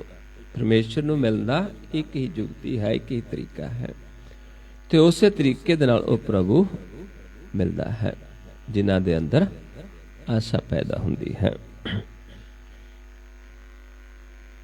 ਬਾਬਾ ਲਗਨ ਗਣਾਏ, ਹਮ ਵੀ ਵੰਜਾ ਸੌਰੈ, ਬਲਰਾਮ ਜੀ। ਹੁਣ ਇਹਨੂੰ ਸਮਝਾਉਂਦੇ ਨੇ ਲਗਨ। ਜਿਵੇਂ ਆਪਾਂ ਸਾਹਾ ਕੱਢਦੇ ਹਾਂ, ਲਗਨ ਰੱਖਦੇ ਹਾਂ, ਸਗਨਾਂ ਦਾ ਦਿਨ ਰੱਖਦੇ ਹਾਂ ਸਹੁਰਿਆਂ ਵਾਸਤੇ ਬੱਚੀ ਦਾ, ਏਦਾਂ ਹੀ ਕਹਿੰਦੇ ਵੀ ਅਸੀਂ ਵੀ ਉਹ ਲਗਨ ਗਣਾਉਂਦੇ ਹਾਂ ਕਿ ਅਸੀਂ ਵੀ ਸਹੁਰੇ ਜਾਣਾ ਹੈ, ਵੰਜਣਾ ਹੈ। ਸਾਹਾ ਹੁਕਮ ਰਜਾਏ, ਸੋ ਨਾ ਟਲੈ, ਜੋ ਪ੍ਰਭ ਕਰੈ ਬਲਰਾਮ ਜੀ।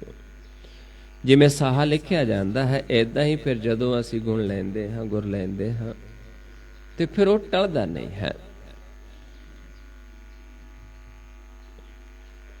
ਜਦੋਂ ਅਸੀਂ ਉਸ ਦੇ ਹੁਕਮ ਚੱਲਦੇ ਹਾਂ, ਰਜਾ ਦੇ ਵਿੱਚ ਚੱਲਦੇ ਹਾਂ, ਸੋ ਪ੍ਰਭ ਕਰੈ, ਜੋ ਪ੍ਰਭ ਕਰੈ ਬਲਰਾਮ ਜੀ। ਫਿਰ ਉਸ ਪ੍ਰਭੂ ਨੇ ਕਰਨਾ ਹੈ, ਕਿਉਂਕਿ ਜੋ ਉਸ ਨੂੰ ਪਾਉਂਦਾ ਹੈ, ਹੋਣਾ ਕੀ ਹੈ ਉਹ। ਪਰ ਕਦੋਂ ਕਰਦਾ ਹੈ? ਜੇ ਸਾਨੂੰ ਉਸ ਦੀ ਆਸਾ ਹੈ। ਕਿਰਤ ਪਿਆ ਕਰਤੈ ਕਰ ਪਾਇਆ, ਮੇਟ ਨਾ ਸਕੈ ਕੋਈ। ਕਹਿੰਦੇ ਫਿਰ ਆਪ ਮਾਲਕ ਜਦੋਂ ਕਰਦਾ ਹੈ, ਫਿਰ ਇਹ ਕਿਰਤ ਪੈਂਦੀ ਹੈ ਜਿਸ ਨੂੰ ਕੋਈ ਮੇਟ ਨਹੀਂ ਸਕਦਾ। ਜਾਜੀ ਨੌ ਨ ਰਹਿ ਨਿਹ ਕੇਵਲ, ਰਬ ਰਹਿਆ ਤੇ ਲੋਈ। ਫਿਰ ਇਹ ਗੁਰ ਦਾ ਗਿਆਨ ਲੈ ਕੇ ਜਦੋਂ ਫਿਰ ਕਰਦਾ ਹੈ, ਫਿਰ ਜੰਝ ਆਉਂਦੀ ਹੈ, ਜਾਂਝੀ ਆਉਂਦੀ। ਫਿਰ ਮਾਲਕ ਆਪ ਜਿਹੜਾ ਤ੍ਰਿਲੋਕੀ ਦੇ ਵਿੱਚ ਹਰ ਥਾਂ ਤੇ ਵਸਦਾ ਹੈ, ਉਹੀ ਫਿਰ ਪ੍ਰਗਟ ਹੋ ਜਾਂਦਾ ਹੈ। ਜਿਹੜਾ ਗੁਪਤ ਹੈ ਉਹ ਪ੍ਰਗਟ ਹੋ ਜਾਂਦਾ ਹੈ, ਕਿਉਂਕਿ ਜਦੋਂ ਆਪ ਆਪਣੇ ਆਪ ਉਸਨੇ ਪ੍ਰਗਟ ਹੋਣਾ ਹੈ। ਪਰ ਸਾਡੇ ਵਾਸਤੇ ਕੀ ਹੈ ਕਿ ਅਸੀਂ ਉਸ ਦੇ ਮਿਲਣ ਦੇ ਗੁਣ ਸਿੱਖਣੇ ਹੁੰਦੇ ਨੇ ਕਿ ਉਹਨੂੰ ਪਾਉਂਦਾ ਕੀ ਹੈ। ਜਿਵੇਂ ਆਪਾਂ ਵਿਚਾਰਦੇ ਹਾਂ, ਗੁਰੂ ਸਾਹਿਬ ਸਮਝਾਉਂਦੇ ਹਨ ਕਿ ਉੱਥੇ ਸਾਨੂੰ ਪਰਾਇਆ ਧਨ, ਪਰਾਇਆ ਤਨ, ਪਰਾਈ ਨਿੰਦਾ ਇਹ ਵਿਵਰਜਿਤ ਨੇ। ਕਿਸੇ ਦੀ ਉਸਤਤ, ਕਿਸੇ ਦੀ ਨਿੰਦਾ ਵਿਵਰਜਿਤ ਨੇ। ਤੇ ਨਾਲ ਨਾਲ ਆਪਾਂ ਗੁਣ ਲੈਣੇ ਨੇ, ਗੁਰ ਲੈਣਾ ਹੁੰਦਾ ਹੈ, ਜੁਗਤੀ ਲੈਣੀ ਹੁੰਦੀ ਹੈ। ਫਿਰ ਆ ਮਾਲਕ ਜਿਹੜਾ ਹਰ ਥਾਂ ਤੇ ਰਵਿਆ ਹੈ ਉਹ ਫਿਰ ਪ੍ਰਗਟ ਹੋ ਜਾਂਦਾ ਹੈ।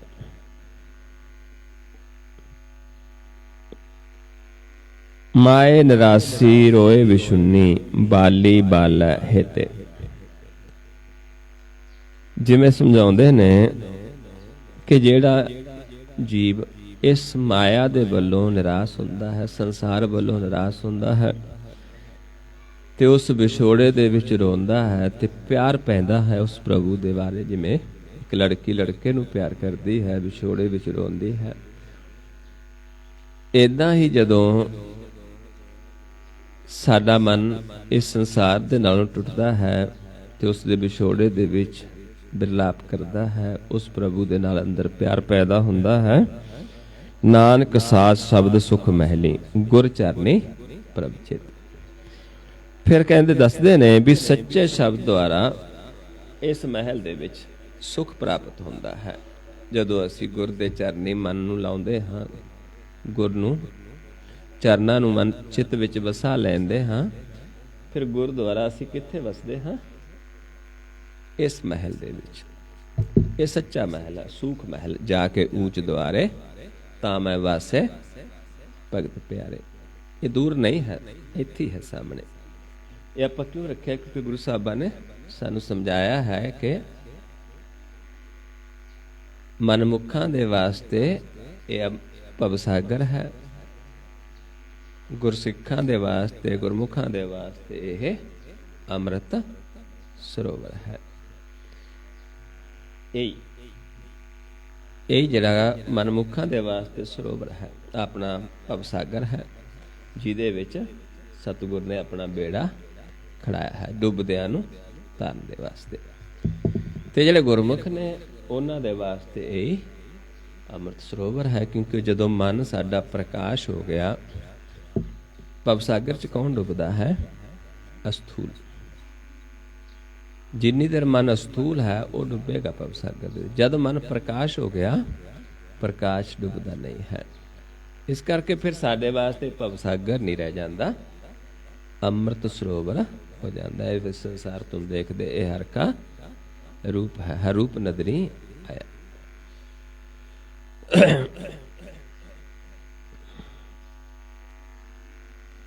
ਬਾਬਲ ਦਿੱਤੜੀ ਦੂਰ ਨਾ ਆਵੇ, ਕਰ ਪਈ ਹੈ ਬਲਰਾਮ ਜੀ। ਹੁਣ ਜਦੋਂ ਅਸੀਂ ਮੰਗਦੇ ਹਾਂ, ਫਿਰ ਇਹ ਦਾਤ ਬਾਬਲ ਸਾਨੂੰ ਦਿੰਦਾ ਹੈ। ਜਦੋਂ ਅਸੀਂ ਜਿਵੇਂ ਅਸੀਂ ਲੋੜਦੇ ਹਾਂ ਕਿਸੇ ਨੂੰ ਤੇ ਮਾਤਾ ਪਿਤਾ ਫਿਰ ਸਾਡਾ ਸ਼ਾਦੀ ਕਰ ਦਿੰਦਾ, ਏਦਾਂ ਹੀ ਜਦੋਂ ਅਸੀਂ ਪ੍ਰਭੂ ਨੂੰ ਲੋੜਦੇ ਹਾਂ, ਫਿਰ ਉਹ ਖੁਸ਼ ਹੋ ਕੇ ਸਾਨੂੰ ਇਸ ਦੇ ਨਾਲ ਮਿਲਾ ਦਿੰਦਾ ਹੈ। ਬਾਬੁਲ ਦਿੱਤੜੀ ਦੂਰ ਨਾ ਆਵੇ, ਕਰ ਪਈ ਹੈ ਬਲਰਾਮ ਜੀ। ਹੁਣ ਕਹਿੰਦੇ ਚਾਹੇ ਪੇਕੇ ਹਾਂ ਚਾਹੇ ਇੱਥੇ ਹਾਂ, ਹੁਣ ਹਰ ਥਾਂ ਉਹ ਮਾਲਕ ਵਸਦਾ ਹੈ, ਕਿਉਂਕਿ ਪ੍ਰਗਟ ਹੋ ਗਿਆ। ਰਹਿਸੀ ਵੇਖ ਹਦੂਰ, ਫਿਰ ਰਾਵੀ ਕਰ ਸੋਈ ਹੈ ਬਲਰਾਮ। ਕਹਿੰਦੇ ਸਦਾ ਸਾਹਮਣੇ ਦੇਖਦੀ ਹੈ, ਹਜੂਰ ਹੈ ਸਾਹਮਣੇ, ਸਦਾ ਸਾਹਮਣੇ ਦੇਖਦੀ ਹੈ ਉਸਨੂੰ, ਤੇ ਉਸਨੂੰ ਰਾਵਦੀ ਹੈ ਫਿਰ ਨੂੰ। ਤੇ ਇੱਥੇ ਵੀ ਸੌਂਦੀ ਹੈ ਤੇ ਇੱਧਰ ਵੀ ਸੌਂਦੀ ਹੈ। ਚਾਹੇ ਪੇਕੇ ਆਵੇ ਜਿਹੜੀ ਲੜਕੀ, ਸਹੁਰੇ ਵਸ ਕੇ ਸਹੁਰੇ ਦੇ ਪਰਿਵਾਰ ਵਿੱਚ ਖੁਸ਼ ਰਹਿੰਦੀ ਹੈ, ਉਹਦੇ ਹੁਕਮ ਚੱਲਦੀ ਹੈ, ਪਿਆਰ ਲੈਂਦੀ ਹੈ, ਤੇ ਉਸ ਨੂੰ ਪੇਕੇ ਘਰ ਦੇ ਵਿੱਚ ਵੀ ਮਾਣ ਮਿਲਦਾ ਹੈ, ਇੱਜ਼ਤ ਮਿਲਦੀ ਹੈ। ਜਿਹੜੀ ਸਹੁਰੇ ਪਰਿਵਾਰ ਵਿੱਚ ਸੁਖੀ ਨਹੀਂ ਵਸਦੀ, ਆਪਣੇ ਚੰਗਾ ਵਿਹਾਰ ਨਹੀਂ ਕਰਦੀ, ਤੇ ਪੇਕੇ ਘਰ ਦੇ ਵਿੱਚ ਵੀ ਉਸ ਨੂੰ ਉਨਾ ਸਨਮਾਨ ਨਹੀਂ ਮਿਲਦਾ। ਇਸ ਕਰਕੇ ਜਦੋਂ ਅਸੀਂ ਉਸ ਪ੍ਰਭੂ ਦੇ ਹੋ ਜਾਂਦੇ, ਇਸ ਘਰ ਵਿੱਚ ਸੌਂਦੇ ਹਾਂ, ਤੇ ਇੱਧਰ ਵੀ ਸਾਨੂੰ ਮਾਣ ਮਿਲਦਾ ਹੈ। ਸੱਚ ਸਾਚੇ ਪਿਰ ਲੋੜੀ ਪ੍ਰੀਤਮ ਜੋੜੀ ਮਤ ਪੂਰੀ ਪ੍ਰਦਾਨੇ। ਕਹਿੰਦੇ ਜਦੋਂ ਉਸ ਪ੍ਰਭੂ ਨੇ ਸਾਨੂੰ ਲੋੜ ਲਿਆ, ਆਪਣਾ ਬਣਾ ਲਿਆ, ਆਪਣੇ ਨਾਲ ਮੇਲ ਲਿਆ, ਆਪਣੀ ਬਣਾ ਲਿਆ, ਸਾਡੀ ਉਹਦੇ ਨਾਲ ਜੋੜੀ ਬਣ ਗਈ, ਸਾਨੂੰ ਆਪਣੇ ਨਾਲ ਜੋੜ ਲਿਆ, ਫਿਰ ਸਾਡੀ ਮਤ ਵੀ ਪੂਰੀ ਕਰ ਦਿੰਦਾ ਹੈ। ਫਿਰ ਇਸ ਘਰ ਦੇ ਵਿੱਚ ਸਾਨੂੰ ਪ੍ਰਧਾਨ ਬਣਾ ਦਿੰਦਾ ਹੈ। ਸੰਜੋਗੀ ਮੇਲਾ ਥਾਨ ਸੁਹੇਲਾ ਗੁਣਵੰਤੀ ਗੁਰ ਗਿਆਨੇ। ਵੀ ਫਿਰ ਇੱਥੇ ਪ੍ਰਧਾਨ ਫਿਰ ਇੱਥੋਂ ਗੁਰ ਦਾ ਖਜ਼ਾਨਾ ਦਿੰਦਾ ਹੈ, ਗੁਣਵੰਤੀ ਬਣਾ ਦਿੰਦਾ ਹੈ। ਤਿੰਨ ਅਵਸਥਾ ਆਪਾਂ ਪੜ੍ਹਦੇ ਹਾਂ, ਕੁਚੱਜੀ ਸੁਚੱਜੀ ਗੁਣਵੰਤੀ। ਜਦੋਂ ਇਸ ਘਰ ਦੇ ਵਿੱਚ ਆਪਾਂ ਪ੍ਰਭੂ ਦੇ ਹੁਕਮ ਚੱਲਦੇ ਨੇ, ਉਸ ਨੂੰ ਸਦਾ ਸਾਹਮਣੇ ਦੇਖਦੇ ਹਾਂ, ਰਹਿੰਦੇ ਹਾਂ, ਉਹਦੇ ਹੁਕਮ ਚੱਲਦੇ ਹਾਂ, ਫਿਰ ਇੱਥੇ ਸਾਨੂੰ ਪ੍ਰਧਾਨ ਬਣਾਉਂਦਾ ਹੈ, ਫਿਰ ਇੱਥੇ ਖਜ਼ਾਨਾ ਦਿੰਦਾ ਹੈ ਗੁਰ ਦਾ। ਫਿਰ ਉਹ ਜੀਵ ਦੂਜਿਆਂ ਨੂੰ ਗਿਆਨ ਦਿੰਦਾ ਹੈ। ਜਿਵੇਂ ਆਪਾਂ ਦੇਖਦੇ ਸੰਸਾਰ ਦੇ ਵਿੱਚ ਕਿ ਇੱਕ ਸੁਹਾਗਣ ਹੁੰਦੀ ਹੈ, ਉਹ ਦੂਜੀ ਦਾ ਰਿਸ਼ਤਾ ਲੈ ਜਾਂਦੀ ਹੈ। ਏਦਾਂ ਹੀ ਜਿਹੜੇ ਇੱਥੇ ਮਿਲ ਜਾਂਦੇ ਉਹ ਦੂਜੇ ਜੀਵਾਂ ਨੂੰ ਵੀ ਦੱਸਦੇ, ਕਿਉਂਕਿ ਇੱਥੇ ਸਾਡਾ ਸਾਰਿਆਂ ਦਾ ਖਸਮ ਕੌਣ ਹੈ? ਇੱਕ ਹੀ ਹੈ, ਸੱਚ ਨਿਰੰਕਾਰ, ਜੋ ਸਾਡੇ ਸਾਰਿਆਂ 'ਚ ਹੀ ਵਸਦਾ ਹੈ। ਜਿਸਨੂੰ ਆਪਾਂ ਪੜ੍ਹਦੇ ਹਾਂ, ਇਹ ਸੱਚ ਸਭਨਾ ਕਾ ਖਸਮ ਹੈ, ਜਿਸ ਬਖਸ਼ੇ ਸੋ ਜਨ ਪਾਵੇ। ਇੱਕੋ ਵਰ ਹੈ ਸਾਰਿਆਂ ਦਾ, ਲੇਕਿਨ ਸਾਰਿਆਂ ਦੇ ਨਾਲ ਜਿਹਨੂੰ ਆਪਾਂ ਪੜ੍ਹਦੇ ਹਾਂ, ਰਾਜ ਮੈਂ ਰਾਜ ਜੋਗ ਮੈਂ ਜੋਗੀ ਤਬ ਮੈਂ ਤਪੀਸਰ ਗ੍ਰਸਤ ਮੈਂ ਭੋਗੀ ਧਿਆਏ ਧਿਆਏ ਭਗਤੇ ਸੁਖ ਪਾਇਆ ਨਾਨਕ ਤਿਸ ਪ੍ਰਕਾਰ ਕੇ ਨੇ ਅੰਤ ਨਾ ਪਾਇਆ।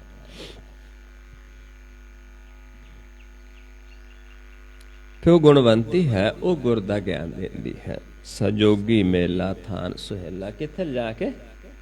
ਇੱਥੇ, ਇਹ ਥਾਨ ਹੈ ਸੁਹੇਲਾ। ਇਸ ਘਰ ਦੇ ਵਿੱਚ ਸੋਹਲਾ ਗਾਇਆ ਜਾਂਦਾ ਹੈ। ਮੈਂ ਸਮਝਾਉਂਦੇ ਨੇ, ਇਹ ਸਾਚਾ ਸੋਹਲਾ ਸਾਚਾ ਕਰ ਗਾਵੇ, ਗਾਵੇ ਤਾਂ ਸੋਹਲਾ ਕਰ ਸਾਚਾ, ਜਿੱਥੇ ਸਦਾ ਸੱਚ ਤੇ ਆਵੇ। ਸਤ ਸੰਤੋਖ ਸਦਾ ਸੱਚ ਪੱਲੇ, ਸੱਚ ਬੋਲੇ ਫਿਰ ਪਾਏ। ਹੁਣ ਸਮਝਾਉਂਦੇ ਨੇ ਵੀ ਸਾਡੇ ਮਨ ਦੇ ਵਿੱਚ ਕੀ ਚੀਜ਼ਾਂ ਹੋਣੀਆਂ ਚਾਹੀਦੀਆਂ ਨੇ? ਸੱਚ, ਸੰਤੋਖ, ਇਹ ਸਾਡੇ ਸਦਾ ਪੱਲੇ ਰਹਿਣਾ ਚਾਹੀਦਾ ਹੈ। ਤੇ ਅਸੀਂ ਜੋ ਬੋਲਣਾ ਹੈ, ਸੱਚ ਬੋਲਣਾ ਹੈ। ਸੱਚ ਕੀ ਹੈ? ਦੋ ਤਰ੍ਹਾਂ ਦਾ ਸੱਚ ਆਪਣੇ। ਇੱਕ ਸੱਚ ਹੈ ਜਿਹੜਾ ਆਪਾਂ ਸੰਸਾਰ 'ਚ ਬੋਲਦੇ ਹਾਂ, ਕਿਉਂਕਿ ਸੰਸਾਰ ਦੇ ਵਿੱਚ ਜੇ ਆਪਾਂ ਕਿਸੇ ਚੀਜ਼ ਨੂੰ ਸਹੀ ਕਹਿੰਦੇ ਹਾਂ, ਆਪਾਂ ਕਹਿੰਦੇ ਇਹ ਸੱਚ ਬੋਲਦਾ ਹੈ। ਜੇ ਗਲਤ ਕਹਿੰਦੇ ਹਾਂ, ਆਪਾਂ ਕਹਿ ਦਿੰਦੇ ਇਹ ਝੂਠ ਬੋਲਦਾ ਹੈ। ਲੇਕਿਨ ਗੁਰਬਾਣੀ ਦੇ ਵਿੱਚ ਇਹ ਸੱਚ ਨਹੀਂ ਹੈ। ਜੇ ਆਪਾਂ ਸੱਚ ਵੀ ਬੋਲਦੇ ਹਾਂ, ਬਿਲਕੁਲ ਸੱਚ ਬੋਲਦੇ, ਜੋ ਸੰਸਾਰ 'ਚ ਹੋ ਰਿਹਾ ਆਪਾਂ ਉਹਨੂੰ ਸੱਚ ਬੋਲਦੇ, ਗੁਰਬਾਣੀ ਅਨੁਸਾਰ ਉਹ ਸੱਚ ਨਹੀਂ ਹੈ। ਗੁਰਬਾਣੀ ਅਨੁਸਾਰ ਸੱਚ ਕੀ ਹੈ? ਸਿਰਫ ਪਰਮੇਸ਼ਰ ਨਿਰੰਕਾਰ ਨਾਮ, ਉਸ ਤੋਂ ਬਿਨਾਂ ਸਾਰਾ ਕੁਝ ਹੀ ਝੂਠ ਹੈ। ਜਿਵੇਂ ਆਪਾਂ ਦੇਖਦੇ ਹਾਂ, ਆਪਾਂ ਕੋਈ ਫਿਲਮ ਦੇਖਦੇ ਜਾਂ ਆਪਾਂ ਕੋਈ ਨਾਟਕ ਦੇਖਦੇ ਹਾਂ, ਉਸ ਦੇ ਵਿੱਚ ਆਪਾਂ ਦੇਖਦੇ ਹਾਂ ਕਿ ਜਦੋਂ ਉਹ ਚੀਜ਼ ਚੱਲਦੀ ਹੈ, ਨਾਟਕ ਚੱਲਦਾ ਹੈ, ਸਟੋਰੀ ਚੱਲਦੀ ਹੈ, ਉਸ ਦੇ ਵਿੱਚ ਇੱਕ ਜੀਵ ਸੱਚ ਬੋਲਦਾ, ਕਿਉਂਕਿ ਉਹ ਨਾਲ ਦੀ ਨਾਲ ਸਾਰਾ ਦਿਖਾਉਂਦੇ ਨੇ ਵੀ ਇਹ ਸੱਚ ਬੋਲਦਾ, ਇਹ ਝੂਠ ਬੋਲਦਾ ਹੈ। ਇੱਕ ਉਸ ਦੇ ਵਿੱਚ ਸੱਚ ਬੋਲਦਾ ਹੈ ਤੇ ਇੱਕ ਝੂਠ ਬੋਲਦਾ ਹੈ।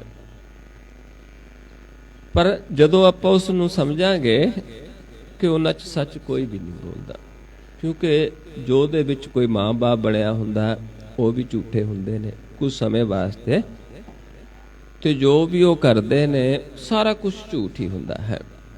ਤੇ ਆਪਾਂ ਨੂੰ ਲੱਗਦਾ ਵੀ ਇੱਕ ਸੱਚਾ ਇੱਕ ਝੂਠਾ ਹੈ। ਏਦਾਂ ਹੀ ਮਹਾਰਾਜ ਸਮਝਾਉਂਦੇ ਨੇ ਵੀ ਜਿਹੜਾ ਇਹ ਸੰਸਾਰ ਆ, ਇਹ ਇੱਕ ਤਮਾਸ਼ਾ ਹੈ, ਇੱਕ ਨਾਟਕ ਹੈ। ਇਸ ਦੇ ਵਿੱਚ ਕੁਝ ਵੀ ਸੱਚ ਨਹੀਂ ਹੈ। ਜੇ ਆਪਾਂ ਸੱਚ ਵੀ ਬੋਲਦੇ ਹਾਂ, ਫਿਰ ਵੀ ਸੱਚ ਨਹੀਂ ਹੈ। ਸੱਚ ਕੀ ਹੈ? ਪਰਮੇਸ਼ਰ, ਕਿਉਂਕਿ ਸੰਸਾਰ ਸੁਪਨੇ ਦੀ ਨਿਆਈ ਹੈ, ਇੱਕ ਤਮਾਸ਼ੇ ਦੀ ਨਿਆਈ ਹੈ। ਜਿਸ ਨੂੰ ਮਹਾਰਾਜ ਸਮਝਾਉਂਦੇ ਨੇ, ਜਿਉ ਸੁਪਨਾ ਅਰ ਪੇਖਣਾ ਐਸੇ ਜਗ ਕੋ ਜਾਨ, इनमें किछ साचो नहीं, नानक बिन भगवान। इत्थे परमेश्वर तो उसके नाम तो बिना सब कुछ ही झूठ है। जे सच भी बोलते फिर भी झूठ है। वो सच कित्थे आ जाता? सतोगुण ते। आपां सतोगुणी हो सकते हाँ, पर आपां मुक्त नहीं हो सकते, क्योंकि वो भी झूठ ही है, क्योंकि आपां झूठ तक सीमित हाँ। इस करके गुरबाणी अनुसार सच की है? निरंकार नाम परमेश्वर। हुण उसे नूं आपां उसे दी सिफत सलाह करिए, उसे दी गल करिए, फिर प्रभु नूं पाउंदा है। नानक विछड़ ना दुख पाए। फिर महाराज समझाउंदे ने भी कदे भी असीं विछड़ नहीं सकते उस तो, कदे भी विछड़ांगे नहीं उस प्रभु तो। गुरमत अंक समाए। गुर दी मत लैके जदों आपां इस चीज़ां पल्ले रखदे हाँ, फिर आपां कदे विछड़ांगे नहीं, तो असीं दूजे जीवां नूं भी ज्ञान दे के जोड़ सकते हाँ।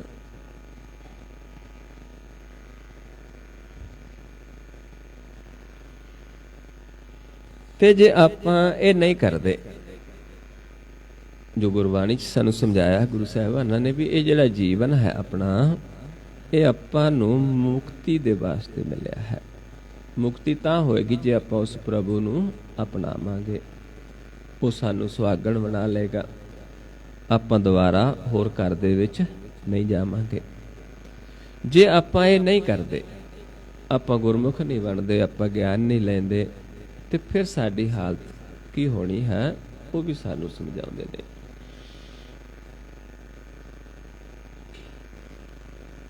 सूही महले दे विच, सूही महला पहला, और पहला रहो पंक्ति नूं समझिए। कहते बिन बुझे सब दुख, दुख कमावना।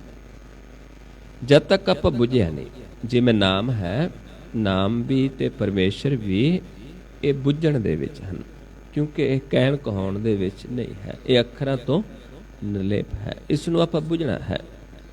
जिन्हां ने बुझ लिया वो मुक्त हो जाते, जिन्हां बुझिया नहीं तो बार बार जमदे मरते ने। जिन्हें गुरमुख नाम न बुझिया, मर जन्म आवे जाए। हुण इत्थे समझाउंदे ने, कहंदे बिन बुझे सब दुख, दुख कमावना। हौमे आवे जाए परम भुलावना। हौमे दे विच जीव आएगा भी, फिर मरेगा, क्योंकि हौमे ही है जिस करके आपां बार बार जमदे मरते हैं। हौमे यही जात है, हौमे यही बंधना, फिर जूनी पाए। हौमे दा बंधन है जिहड़ा बार बार जूना च लेके आउंदा है। जद तक असीं बुझिया नहीं, नाम नूं नहीं बुझिया, हुक्म नूं नहीं बुझिया, ते असीं हौमे तो रहत नहीं हो सकते। जिन्हां ने हौमे नूं बुझ लिया, जिन्हां ने हुक्म नूं बुझ लिया, वो हौमे तो रहत हो जाते।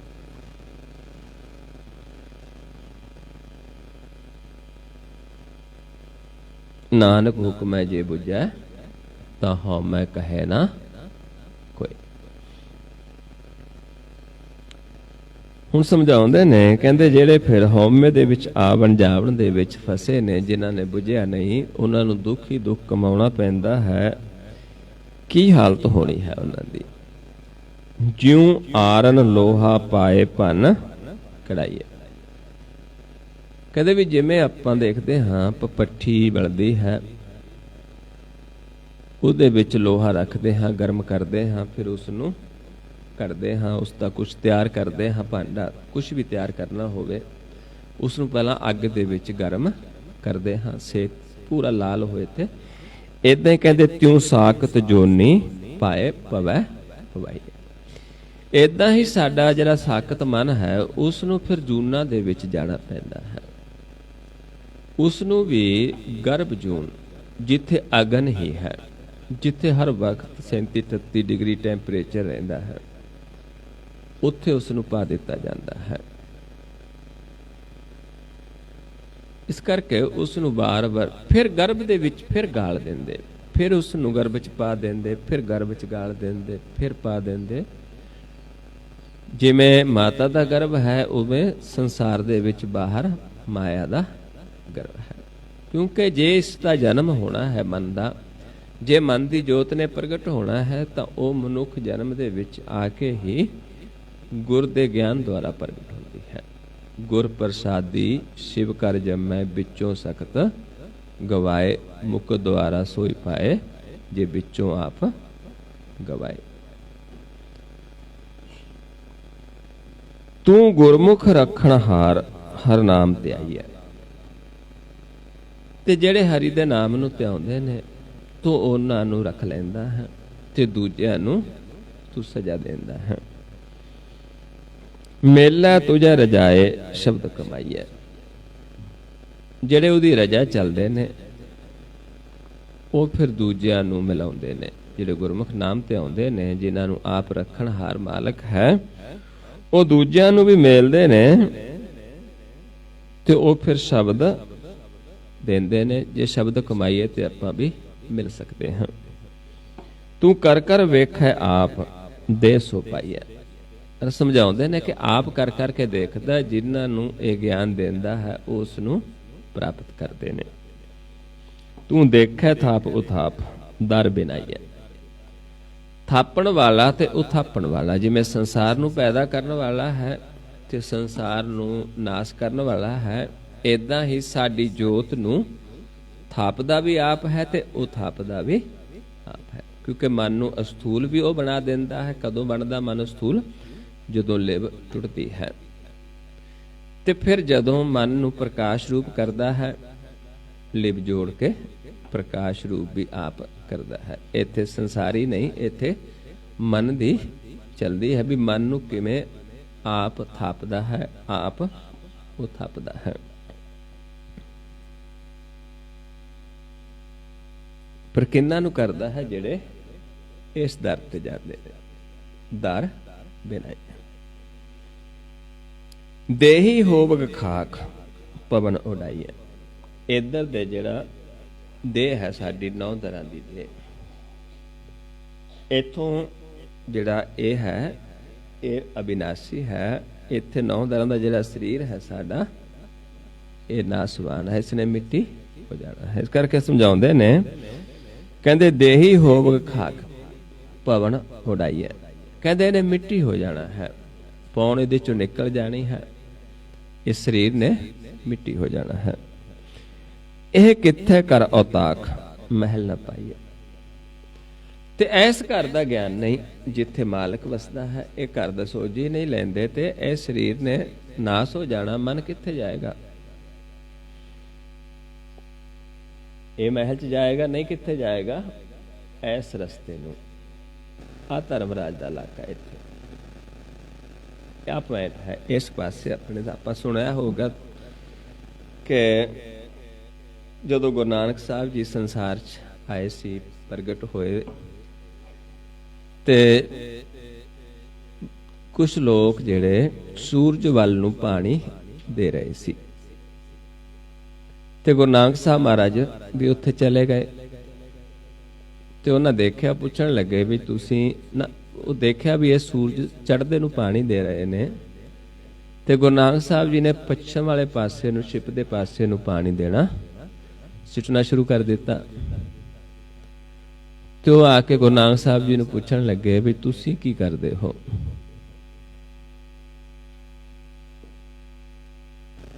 ਪਹਿਲਾਂ ਗੁਰੂ ਨਾਨਕ ਸਾਹਿਬ ਨੇ ਪੁੱਛਿਆ ਵੀ ਤੁਸੀਂ ਕਰਦੇ ਕਿਉਂ? ਜਦੋਂ ਪੂਰਬ ਨੂੰ ਪਾਣੀ ਛੱਡਦੇ ਸੀ ਤੇ ਉਹ ਕਹਿੰਦੇ ਵੀ ਅਸੀਂ ਆਪਣੇ ਜਿਹੜੇ ਸਾਡੇ ਬਜ਼ੁਰਗ ਗਏ ਨੇ ਪਹਿਲਾਂ, ਅਸੀਂ ਉਹਨਾਂ ਨੂੰ ਪਾਣੀ ਦੇ ਰਹੇ ਹਾਂ।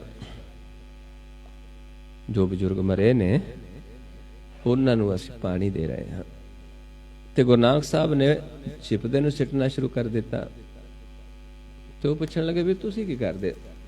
ਤੁਸੀਂ ਤਾਂ ਪੁੱਠੇ ਪਾਸੇ ਨੂੰ ਕਰਨ ਲੱਗ ਗਏ। ਤੇ ਉਹ ਕਹਿੰਦੇ ਵੀ ਇੱਧਰ ਸਾਡੇ ਖੇਤ ਨੇ, ਫਸਲ ਸੁੱਕਦੀ, ਅਸੀਂ ਖੇਤਾਂ ਨੂੰ ਪਾਣੀ ਦੇ ਰਹੇ। ਤੇ ਉਹ ਕਹਿੰਦੇ ਵੀ ਤੁਹਾਡਾ ਪਾਣੀ ਇੰਨੀ ਦੂਰ ਕਿਵੇਂ ਪਹੁੰਚੇਗਾ? ਤੁਸੀਂ ਮੂਰਖ ਹੋ, ਤੁਹਾਡੇ ਖੇਤਾਂ ਤੱਕ ਪਾਣੀ ਕਿਵੇਂ ਪਹੁੰਚੇਗਾ? ਤੇ ਫਿਰ ਗੁਰੂ ਸਾਹਿਬ ਕਹਿਣ ਲੱਗੇ ਵੀ ਇਹਨੇ ਮੇਰੇ ਖੇਤਾਂ ਤੱਕ ਨਹੀਂ ਪਹੁੰਚ ਸਕਦਾ ਤੇ ਇੱਥੇ ਸੂਰਜ ਤੇ ਕਿਵੇਂ ਪਹੁੰਚੇਗਾ ਤੁਹਾਡਾ ਪਾਣੀ?